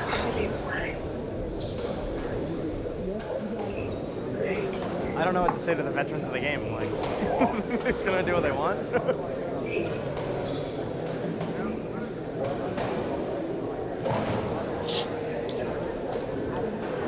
All right, let's get this going. Well, you heard the referee. He's calling for the players to get going, not just sit around. Looks like 3 of the 4 players are ready to go. Chris Walker is still out. There he is. He's making his way back onto the court. And this is the 5th game. You can see the scores. This is the first 2 games all. match of the evening that has not been a 3-game decider. And, of course, it is looking like we are headed for Khalifa-Martino to serve. the 5th game. Well, not looking like. We are, in fact, headed for the 5th game. The team in white won the 1st and 3rd games. The team in blue won the 2nd and 4th games. So if we were just using mathematical progression, 0-0. you'd think the team in white would come back. But, of course, we know momentum can be a tricky thing. And as Susie said earlier, it can change multiple times during a match. So we'll see. It'll be very interesting to see how the first few points here shake out.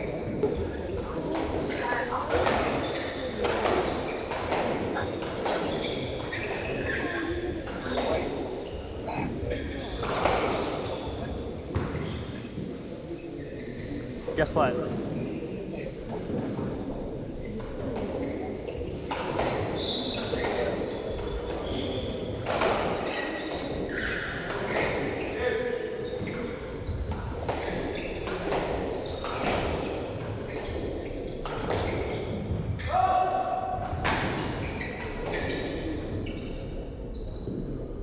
Stroke.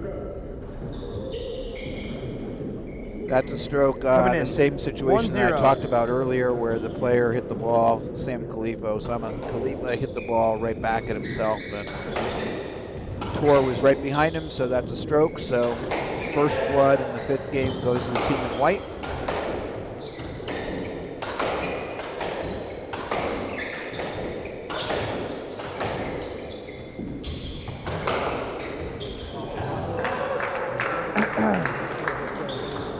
Tor on the right. Second hand, so 1-1. it's going to be 1-1 now.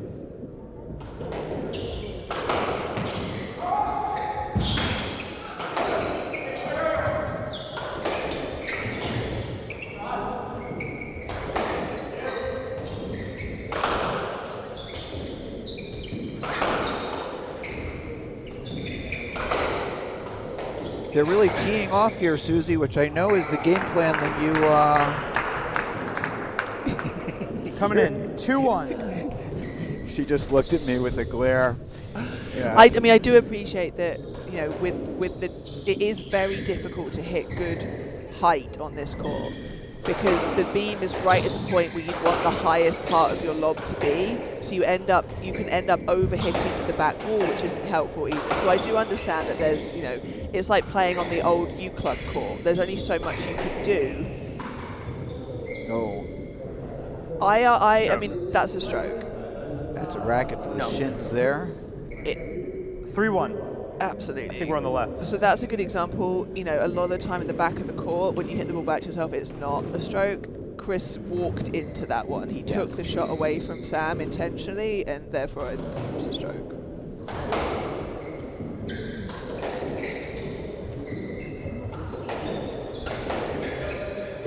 It's out. No, out of court. I would like $10 from Kyle for every ball that he has skied. Second man. today. That was Sam who hit that one, wasn't Was it? it? I think we're on the right side, yeah. That was Kyle. Oh, was it? So it's 3-2.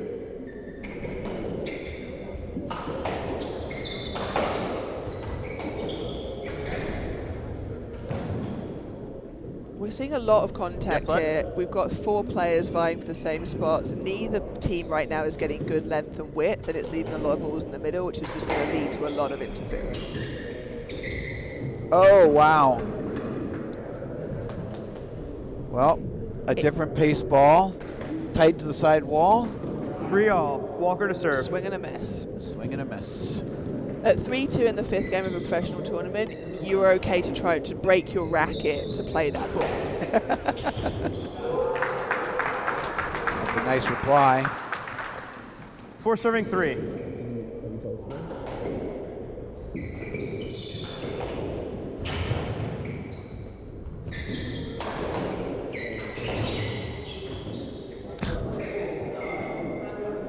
If I'm reffing, I'm giving a stroke there.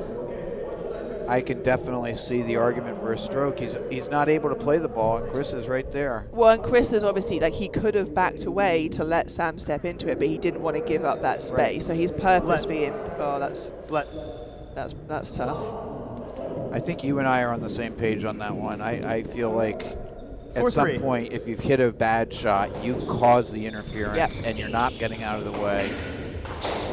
That's where my comment about gamesmanship comes in. You know, like, to me, that's not fair. You shouldn't do that. You should make every effort to 4-all. clear the ball in a way that allows your opponent to hit it. And if you can't, then it's a stroke. But I'm not reffing, so, you know, a let was played. I think that I'm not reffing either, but yeah, that was played. Just a let.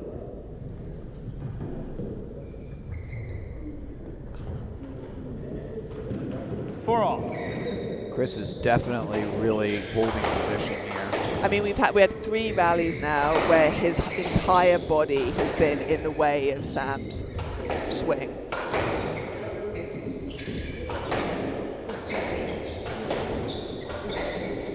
But let's give Chris some credit too. He knows that staying in front now in his 5th game is paramount, and he is doing everything he can to hold on to that. Everything he can.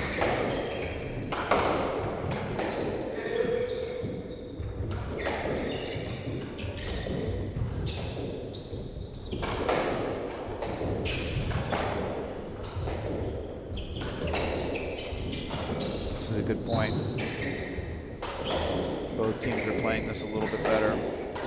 Well, I said that, and then they get into a hitting match. But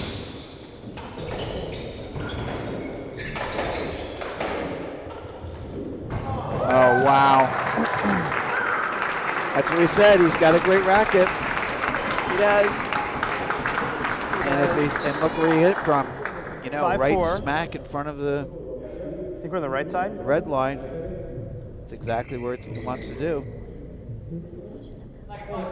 Yeah, 5-4. I think you're serving. Yeah.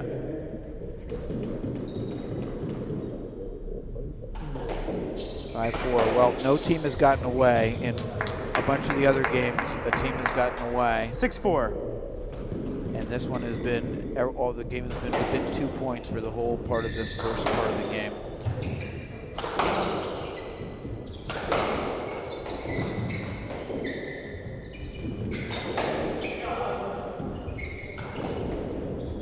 That's a really smart shot. Really smart. Well, he hits that ball very well. He's got 5-6. that back, off the back wall, either drop shot or corner. Not an easy shot to hit.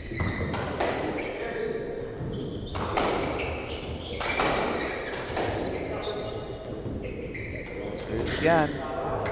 Nice little hold up, Yep. enough that, you know, because before, you know, he's changed it up. He hit the reverse the first time, and so Chris takes the, 6-all. you know, it's a great shot, well played. Yeah, really nice.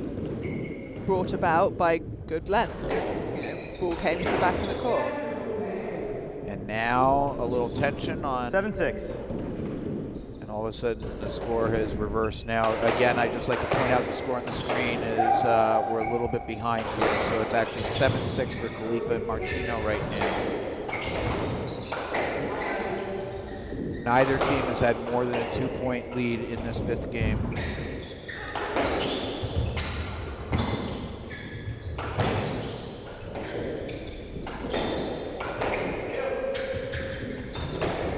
I think that right side might be a little cementy for Kyle, and his feet just have not moved.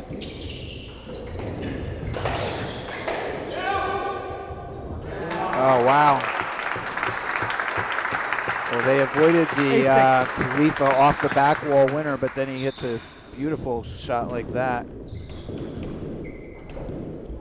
Yeah, 8-6. So it's 8-6 for Khalifa-Martino. Again, not what you were seeing on your screen.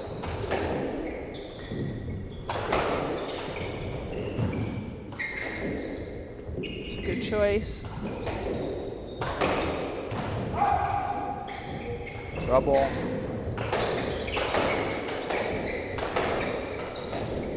Smart.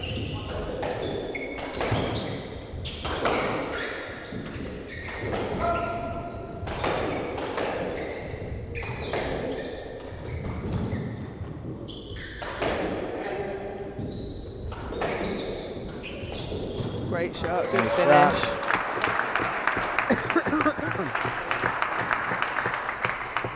9-6. Okay, this is the first 3-point lead of the fifth game.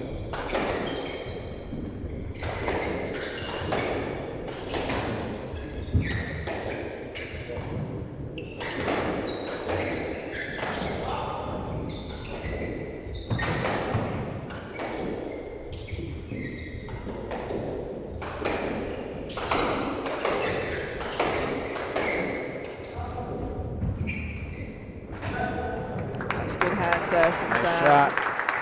And the 3-point lead becomes a 4-point lead. 10-6. Chris a little unlucky there. He just clipped the sidewall when I think he was, you know, I don't think that was his intention. He wasn't looking for a reverse there, and it just popped out for Sam.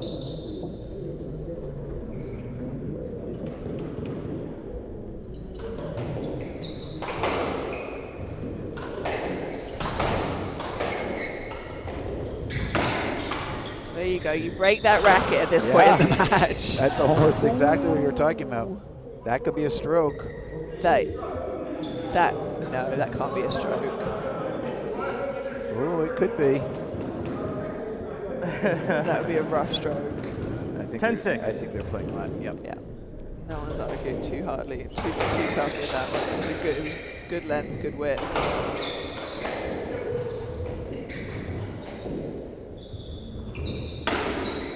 Oh, wow. 11-6. Now, I don't know if you all can see that there's a door there, and I'm not sure if... I don't think it did. On that replay, it didn't look like it clipped the door. It was just tight and... Just a good ball. Yeah, just a good shot. But Susie knew what I was going to say, is that door can sometimes affect the ball. I mean, I don't know about you, but I've definitely seen that ball come out at a 90-degree angle for if it hits that. If it's not flush right, it will... It's a great shot. Crazy. Good use of the angle at the front, creating a bit more space. 11-7. See, watching him move like that makes my knee hurt at the moment. So that's how I know I'm not even close to ready to get back on court. Like, I winced as he had to change direction there. Well, as long as you keep working, you will be back, I'm sure.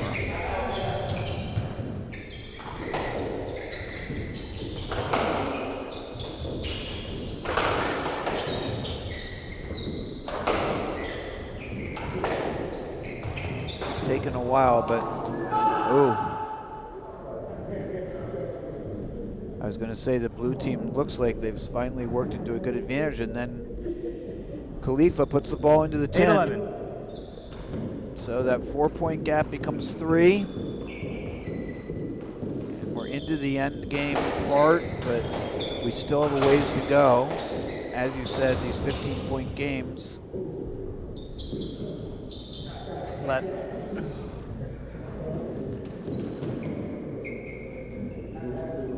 $8-11.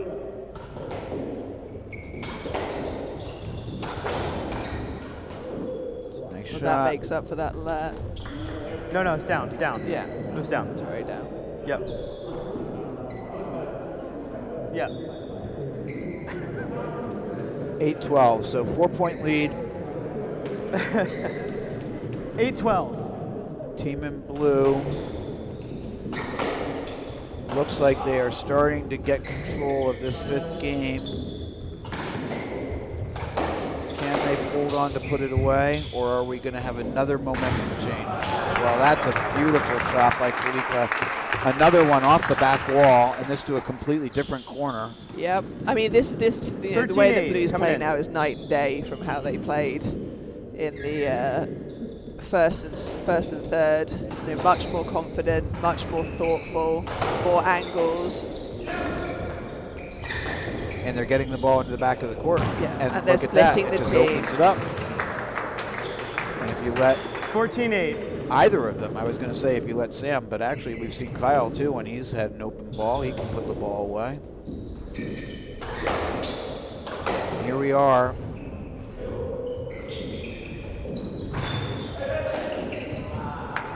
At match ball, and indeed the team of Sam Khalifa and Khalifa-Martino have done it. They came back from a 2-1 deficit to win the last 2 games fairly decisively, 15-10, 15-8, which did not at all seem like the way that might go before. Yeah, well recovered.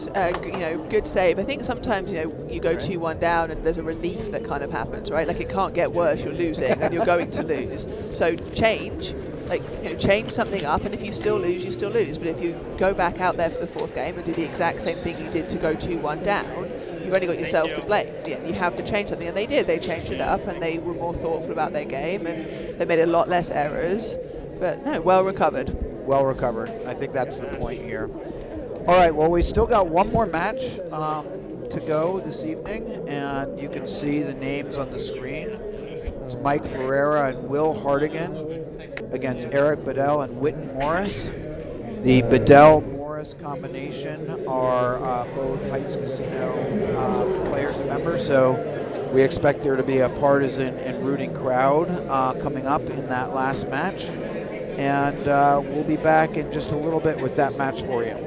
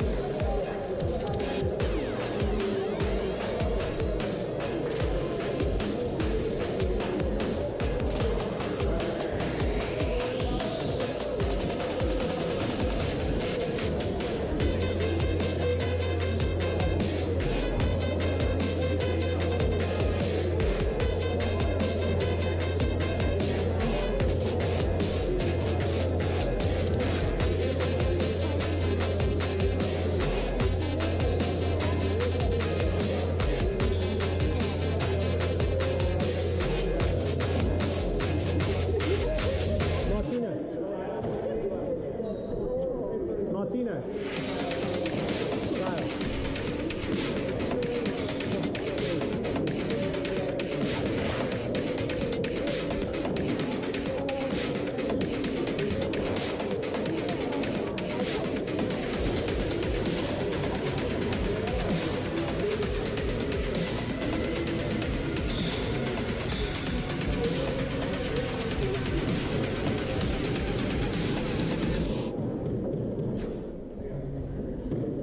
Okay, well, welcome back. We are about ready to start our last match of the evening. Again, we're at the round of 16 here at the 2023 David C. Johnson Memorial Squash Tournament at the Heights Casino in Brooklyn. And in this match, we've got local heroes Eric Bedell and Witten Morris. They are the team in white, both Heights Casino members, both beloved here. I'll go into some of their background in a little bit. And they are playing Mike Ferreira and Will Hardigan, who are in the blue. And Hardigan and Ferreira are, this is our last match of the night, is actually a bottom draw match, bottom of the draw match. All three of the other matches have been the top of the draw, but this is the bottom of the draw. Ferreira and Hardigan are definitely favored here, but Bedell and Morris have the crowd on their side, and not that anybody will be against Mike and Will. Will Hardigan also always gets a nice reception here in Brooklyn. Mike Ferreira is always popular. He has a very distinct two-handed backhand when he goes for short balls, a reverse corner, or a cross-court nick. It's very distinctive and people remember it. He also always wears a headband the way he's wearing it now in big style, and we are about to get underway. Now, interestingly, Witten Morris and Mike Ferreira were actually U.S. champions. Witten is a three-time U.S. champion. He won twice in 2008, 2009 with Trevor McGinnis, and then almost 10 years later, he and Mike Ferreira teamed up and they won the championship. So they are a team that knows each other well, even though they are opponents tonight, and they've had accomplishments together. Now, Mike Ferreira on the professional tour has had all sorts of accomplishments. He's a member of 4 Trinity College national championship teams. He's won almost every big tournament you can win in doubles, the PDC Cup, the Big Apple Open, Bentley Cup, David C. Johnson. So he's won a lot of titles with Jim Bamber and with Yvan Baran, and so he's of the 4 people on the court, he's the most experienced at this level. Will Hardigan, who is the other person in blue, went to Cornell, class of 2012. He's had some good doubles experiences as well, winning some of the top amateur tournaments. He's currently number 17 in the SDA.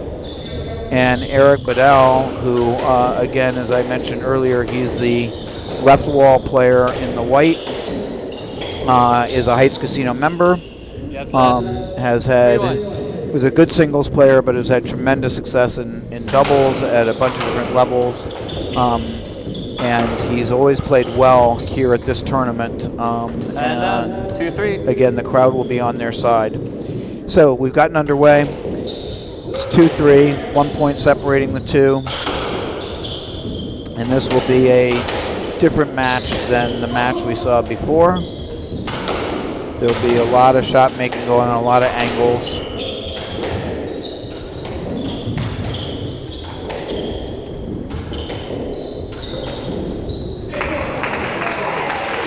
And I think you can hear the crowd, but that's a nice shot by Eric Bedell, and of course the crowd goes crazy.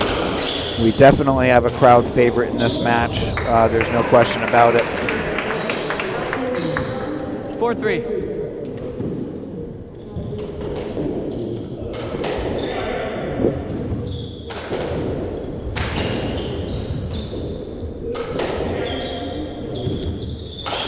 And I'd like to welcome back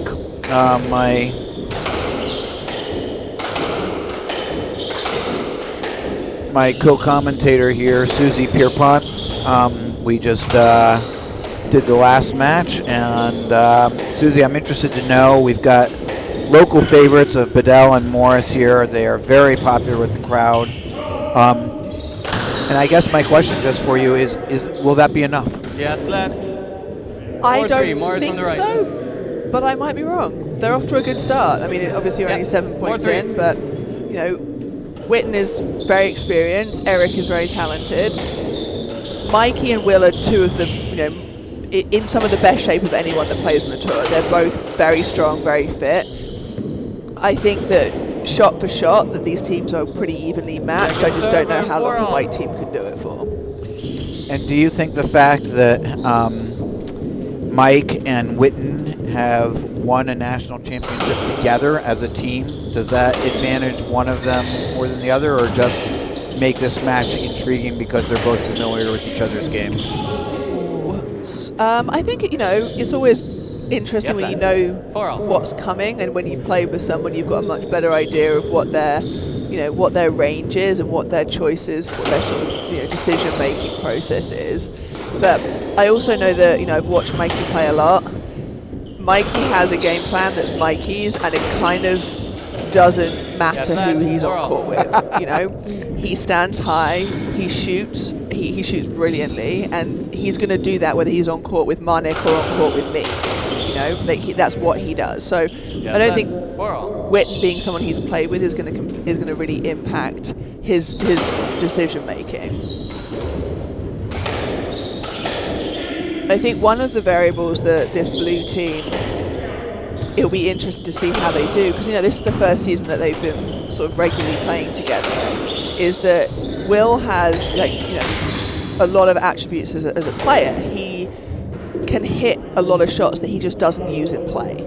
And if he can find a way to be more aggressive and more attacking and use the front of the court, then the blue team becomes, you know, a really good team in the big scheme of any tournament, not just this one.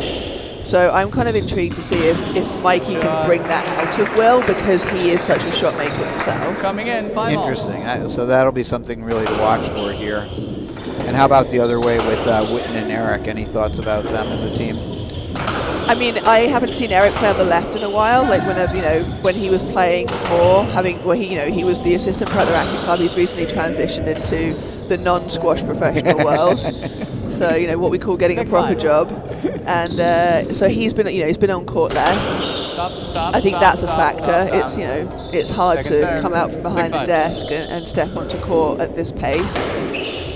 But, He actually was telling me about an hour and a half ago, he said, you know, when he was the pro, he used to be sort of critical in his mind of some of the members who would come from the desk, and like, why couldn't they get going? Like, what was their deal? And he said, now he has complete sympathy. And he realizes how wrong he was in his mind all those. Yeah. He said, It's really hard. different. It's like, hard. I had a desk job for a while, and just getting the blood going at the end of the day and finding that, like, you know, fighting the mental fatigue to get your physical side going is really tough. And, you know, he's also a new dad, so I don't know, you know, like I said, I think the longer the game goes on, for the more it favors the blue team, not because the ability isn't with the white team, but just, you know, it's a lot. Yeah. But I mean, that being said, like, Witten is known for being in phenomenal shape. He looks like that hasn't changed. Stop. Double bounce. 9-6. Yeah, running away a little bit here with this first game. It's a great shot from Mikey. Classic Mikey there.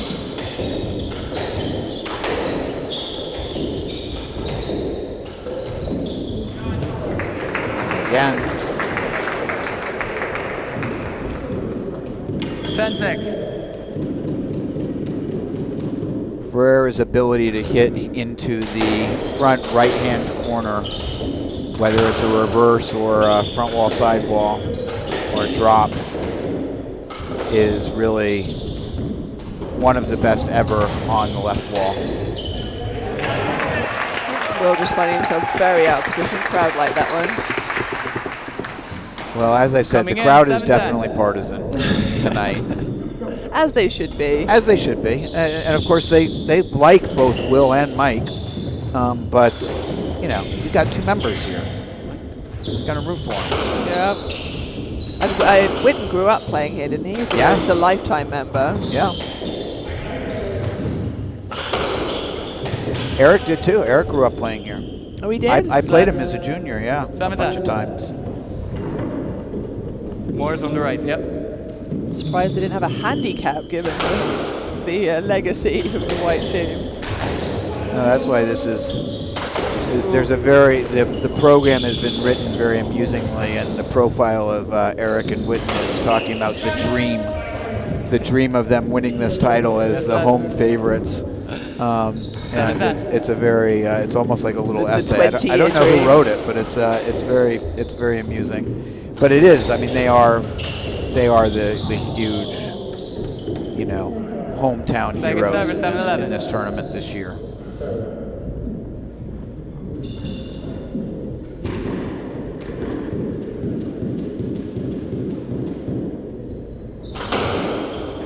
Stop. Second serve.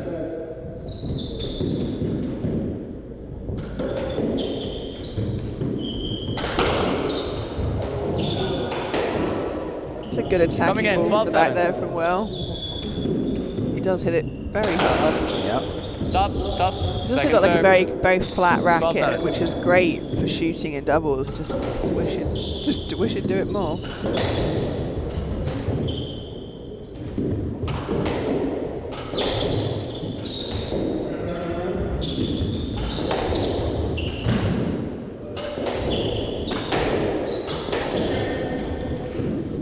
Yes, lad. 12-7. Hard again from the right. So, member courtesy let? I'm not quite sure. No, he made contact. Oh, he did? Yeah, on the backswing. Yes, lad. That's a 12-7. member courtesy let. That one is more of it. There was no contact there, Susie.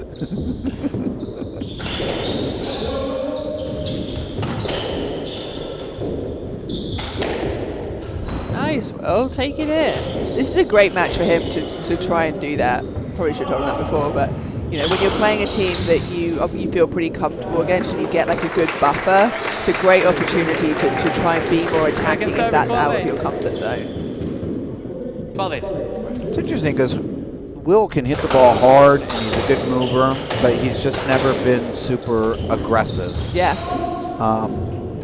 And he has the game to be aggressive. He does, and he's It's in- almost you know, like it's not. He's always his in good his shape. temperament. Yeah. He's a good singles player. Yeah, he's a very good singles player. It's there. He's just got to find that switch.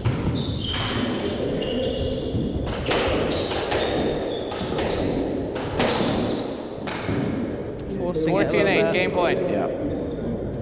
But when you're down at this point, maybe just trying to get in the groove of 14-8. finding your range is maybe the thing to do to try and get some momentum for the next game. Because, to be honest, Witten and Eric have been a little outclassed in that game. I mean, they just were. They had a couple of good points that excited the crowd, but, you know, Will and Mike were just playing at a different level that game. Agreed. So the question will be whether or not they can regroup here and find something, take some inspiration from the crowd. Witten is a very experienced squash player and has a good strategic mind, so he'll be thinking about this and trying to come up with a game plan, but we'll see what happens here. So we'll be back in as this game break ends in just a minute or two.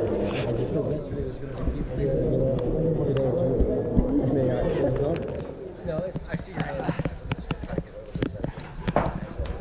It's not a big that audio is not bad.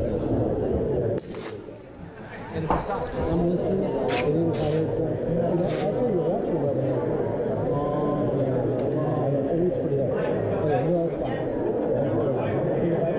Move it a little bit. Take it.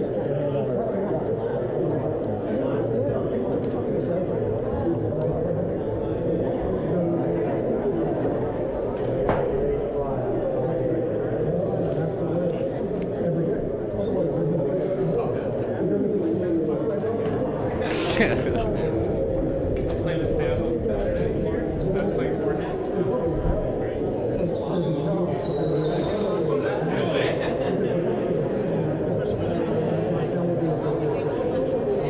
I saw a pair of them. Let's see if I can get it.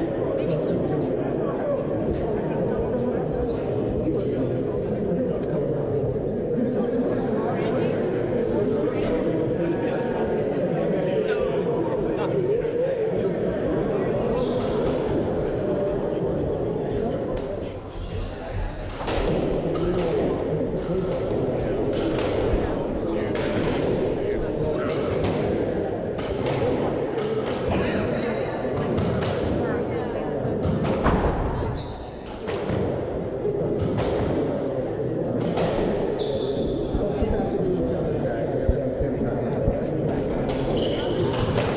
Ferrer Hardy leads 1-0. Serves in the second. All right, well, we are about to start the second game here, and the big question is whether or not Witten and Eric, that is Witten Morris and Eric Bedell, can come up with a strategy to overcome the vastly superior play in the first game of Mike Ferreira and Will Hardigan. So, Witten is a very good strategy, has a very good strategic mind. And so it's definitely possible, but let's see what happens here. Well, it looks like they have an idea to slow it down. Let's see if they can pull that off.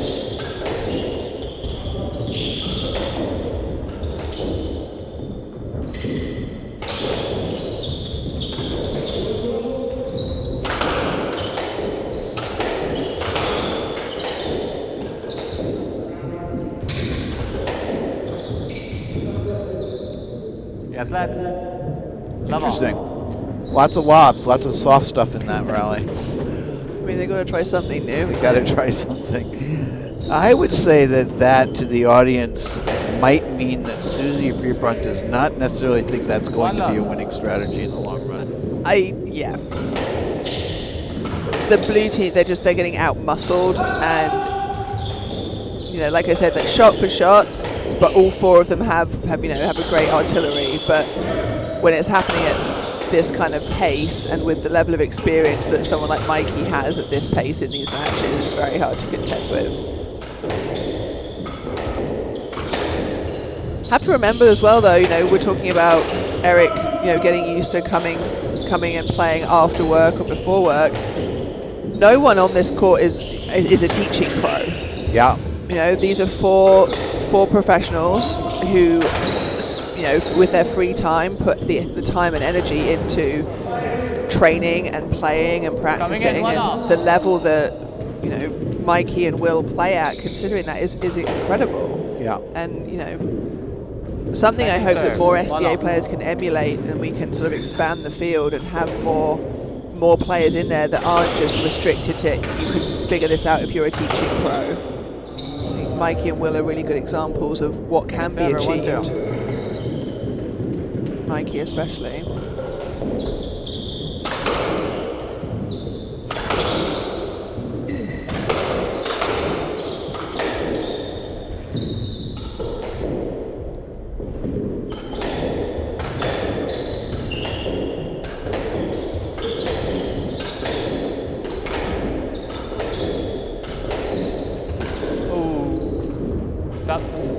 Yes, lad.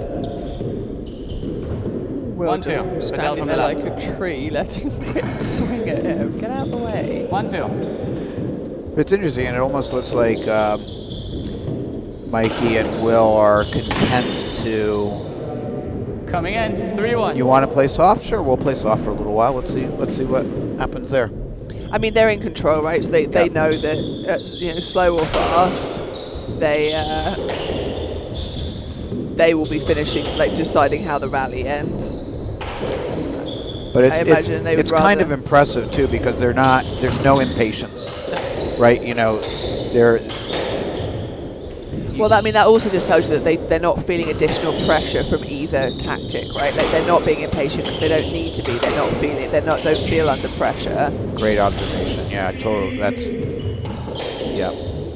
You're absolutely right. And 4-1. they're not feeling it because, to be honest, they're not really under it.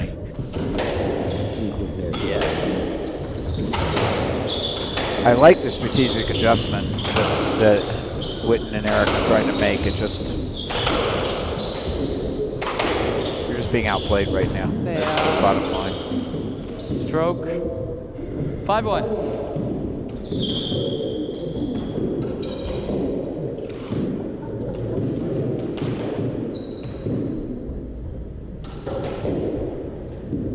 Still a pretty good crowd out there for, what are we, 9:30 on a Wednesday night. Yeah. Heights Casino really does love its doubles and its members. It's even later than that. It's almost 9:45. Oh dear.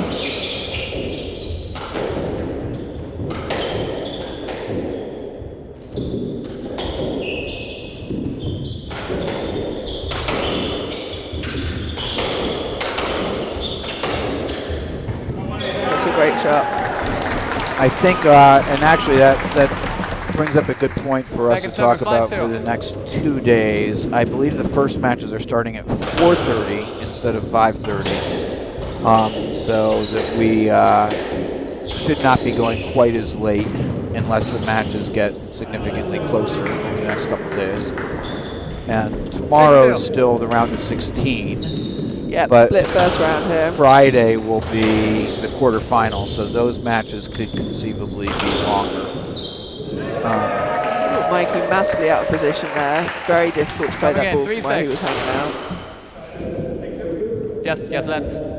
3-6. So first serve.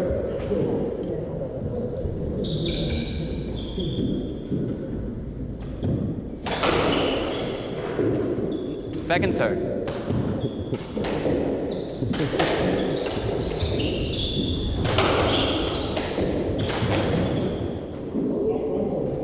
Missed one. 4-6. Well, Witten and Eric, all credit to them. They have they started off with a 5-point deficit here, and they've closed the gap to 1. 5-6. 5-6.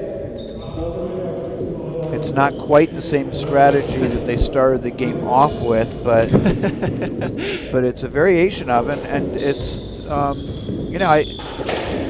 we Well, were it makes saying they were more being sense. outplayed. Yeah. It's impressive that they've come back. They've kept their cool. It's It easy is, to it's- get really discouraged. And they have- Absolutely. But like we said in the last match, it's a long game. So you can win 5 points in a row and really feel like you're dominating, but you've still got 10 points to go to the end of the game. That's a long way. You're a third of the Second way server, there. You're not even 5-7, close, but up on the really. left. But also, Witten likes a hard-hitting game. It makes more sense for him to stay within his comfort zone. The way that he holds the racket Out. makes it hard to lift the ball, and he's much more suited to hard and fast. So as much as I think that tactic made sense, it only makes sense if you can execute it.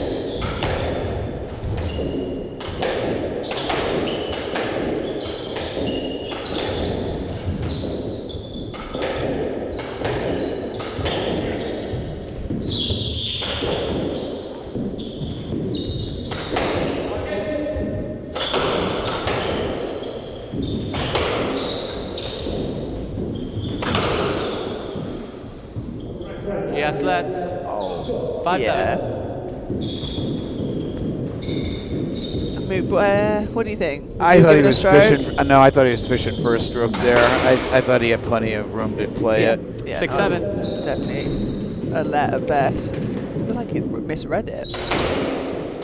It's one of those where I almost could see, like, yeah, I'll give you a let, and I'm also giving you a warning. You should play that ball. If you can, Yeah. right? Like, could he play it? Yeah, I think he could have. He had in his mind that Witten was going to be in his way. Oh no, I meant more like, could he play it at all, rather than could he play it because someone was in his way? Like, it looked like it. Oh, yeah. You know what I see mean? Like, you're saying. it was Yeah, might have close been to past him. passing Right, him, right. yeah. Yeah, exactly. Oh, Wow, yeah, that's a fist bump kind of shot. that is for sure. Volley, Coming in, 3-1 net. 8-6. Love it. Out. Second serve. And they also fist bump partly because they know that look, we've been in control of this match. They're making a run now. Yeah. Let's get back in control. Yep. I don't think those guys they don't want to be out there for more than 3 games tonight. No, they would definitely like to get out 3-zip here. To the ceiling. 9-6. It's late. It's the first round. There's a bunch of different reasons. Yeah.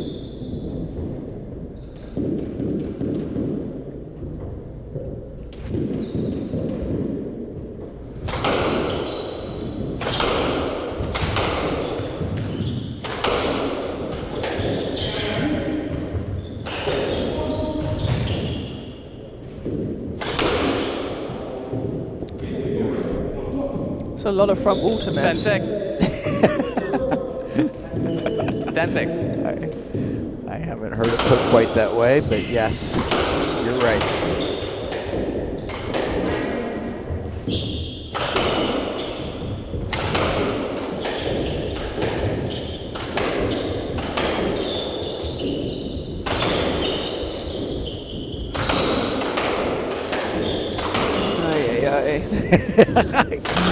I was waiting for that. It's like the pounding game. It's like I don't know if it's just because I can't do that and I don't play matches like that, but it's a baffling way to play for me.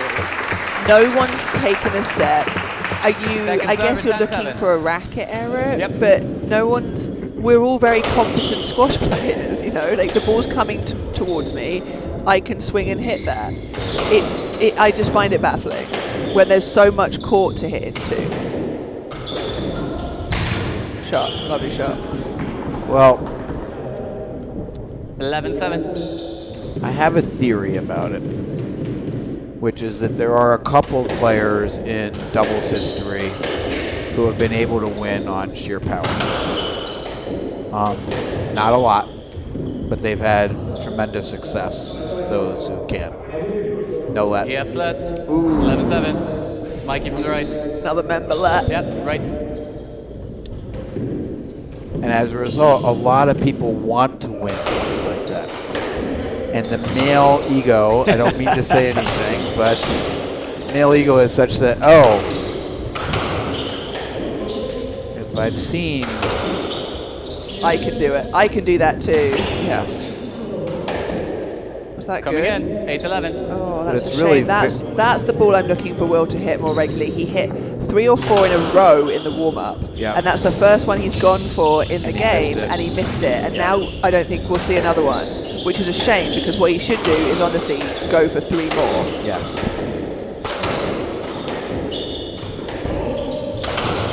But only because they are in control of this match.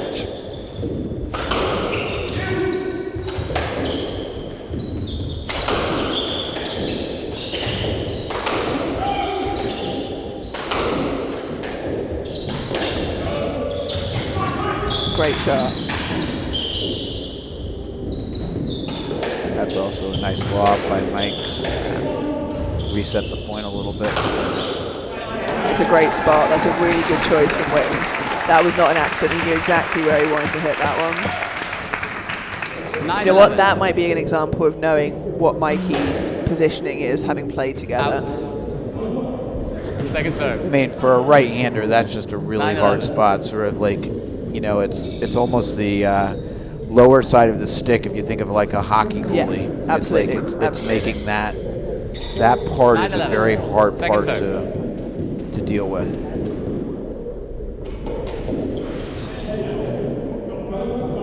Double fault. Double fault. There's the first one you asked in the last match. If there had been one. Is that a double fault from?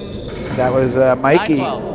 Oh wow! So I don't know if you ever played at St. Louis Racket Club, Will, but they have a rule about double faults, and that is that you owe everyone in the building a drink. It could be a very expensive double fault if you're not careful. 10-12. Oh wow! All right, game on.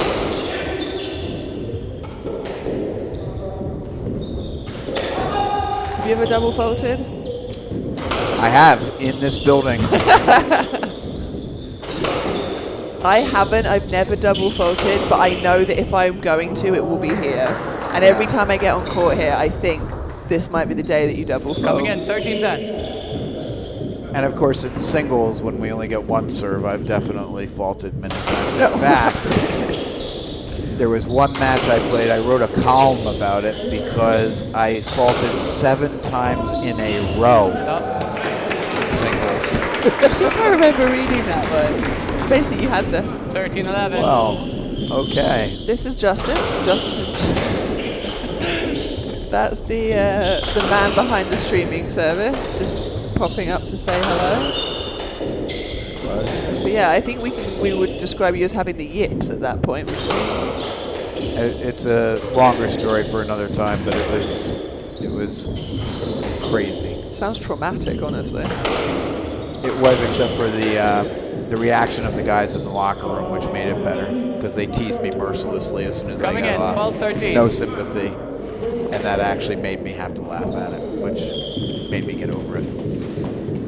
All right, Well, this has been a good game here for Witten and Eric. They've hung in, and now they are very close here at the end of the game. They're 1 point behind. They are. We've had a bit Wouldn't of a it be something if they actually stole this game? I mean, they deserve to, because Blue has really not played well towards the end of this game. We've had a double fault and 2 sky balls from 1 apiece from Mikey and Will. So they've just given up 3 cheap points, and that's why this is now a game. Oh, wow. Is that the Nick? Caught that, let's see. Second serve at 12-14, game points. I think it may have I think gotten it that caught bounce off the door. Yeah.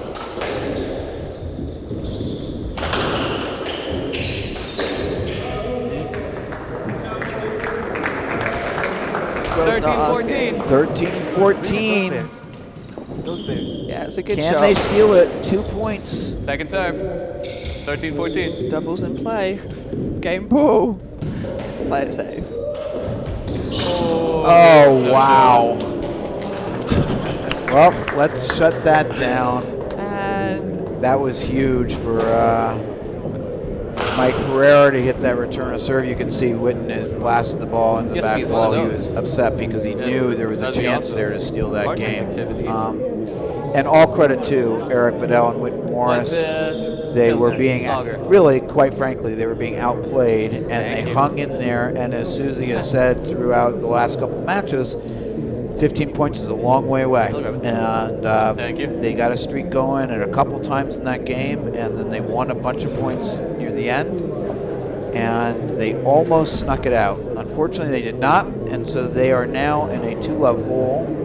But if there's any solace to be taken, it's that they played Ferrer and Hardigan fairly evenly for the whole of that second game. So they should be going into this third game optimistically. And on the other side of the coin, Mike Ferreira and Will Hardigan should be thinking, okay, we got a 2-love lead. Let's capitalize on this and put this away. And sometimes it's hard to do that, but what they should really be looking to do is to try and get out of here 3-zip and play quickly and efficiently in this third game. It will be interesting to see what happens here at the end of this match. But we are at 2-love for the favored team of Mike Ferreira and Will Hardigan over Eric Bedell and Witten Morris. We'll be back in less than a minute.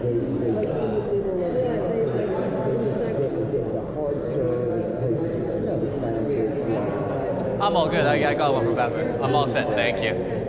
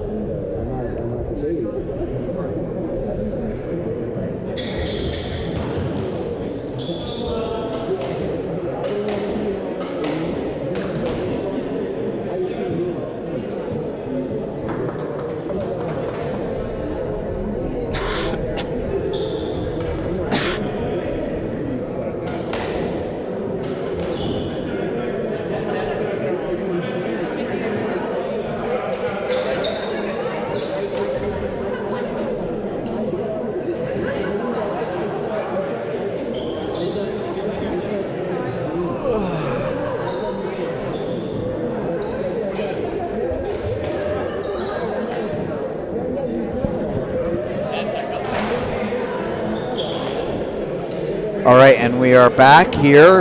It's 2-love Ferreira for Hardigan the leads heavily 2 games favored to love. team of Mike Ferreira and Will Hardigan Hardigan, serves in the playing third. against Eric Bedell and Love Luke all. Morris, who are the Heights Casino local heroes and favorites of the crowd.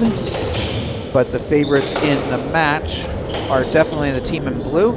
And just to orient you, it's Mike Ferreira on the left-hand side of the blue team, Will Hardigan on the right-hand side of the blue team, playing against Eric Bedell on the left-hand side of the white team, and Luke Morris on the right side of the white team.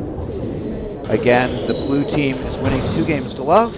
They are the favored team in this match in terms of odds, and the white team is the favorite team by the crowd. And the white team played really an exceptional second game to get a match that had looked like it was going to get quickly out of control and make it tight. So we'll see what happens here at the start of the third. We're having a good long point as the opening point.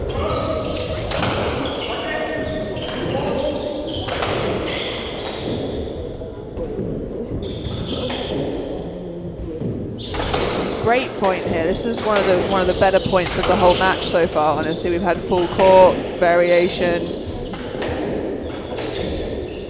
good choices. We're still going. And different paces, too. Yeah, absolutely. This is good squash. It's going to end from Mikey's racket, one way or the other.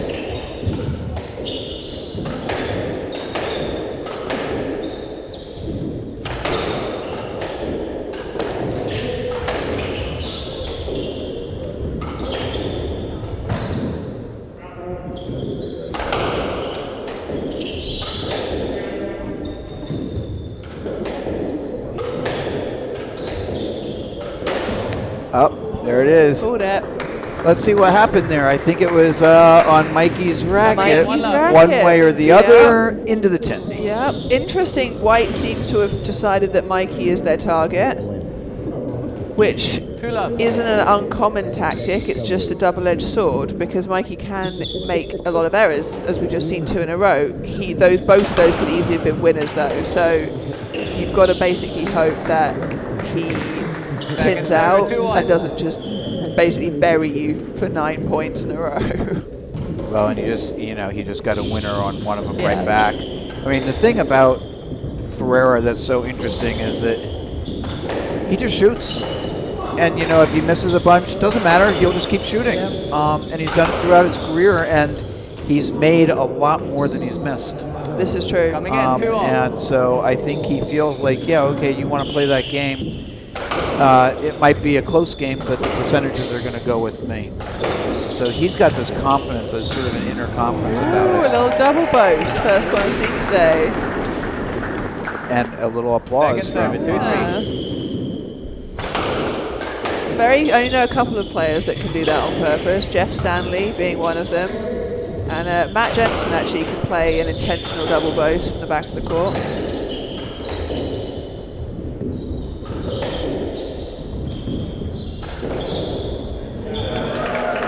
Great shot from Eric. John Coming Nimick, in. who you know, 4-2. he's Coming the in. First over. With tournament, best known these days as the tournament chairman for the Tournament of Champions and the Oracle NetSuite, but he won this tournament in doubles playing with Gordy Anderson, and Gordy Anderson could hit that double boast. Oh, really? Yeah, he was one of the first people to really use it as a consistent Interesting. and regular I call it weapon in good. doubles. Close. 2 good. And Second server, he 4-3. actually inspired Go for the Mark left. Talbot to use it.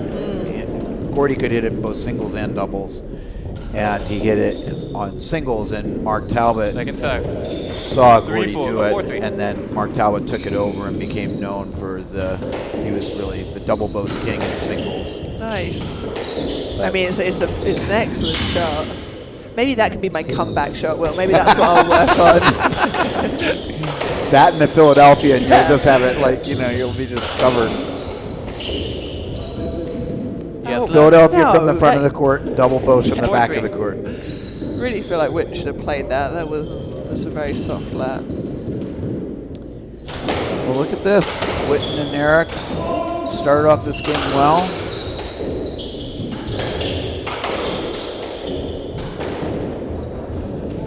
mean, I will say, like, Coming in, Eric four and Mikey, it's not dissimilar. Like, Eric can hit 5 or 6 winners in a row, and he can also hit 5 or 6 errors in a row.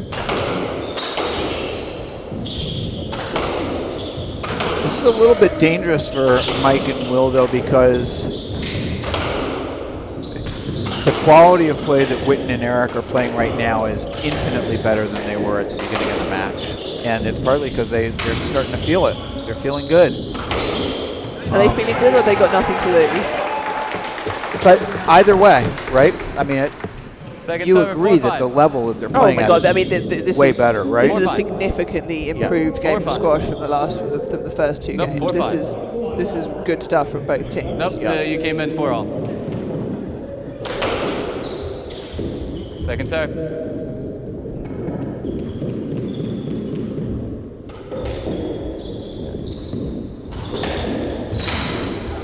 Nice shot. It's tough when you hit that wide Coming in serve 6-4. onto your own side, and there's not enough time to cross. You do leave yourself very open to that. Yeah. But also, I think Eric's starting to feel it now. You know, Eric, as we talked about in terms of, you know, walking out of the office onto the court, you know, he's starting to get his squash legs back under him here as this match has gone on. I mean, he's playing much better squash than he was at the beginning.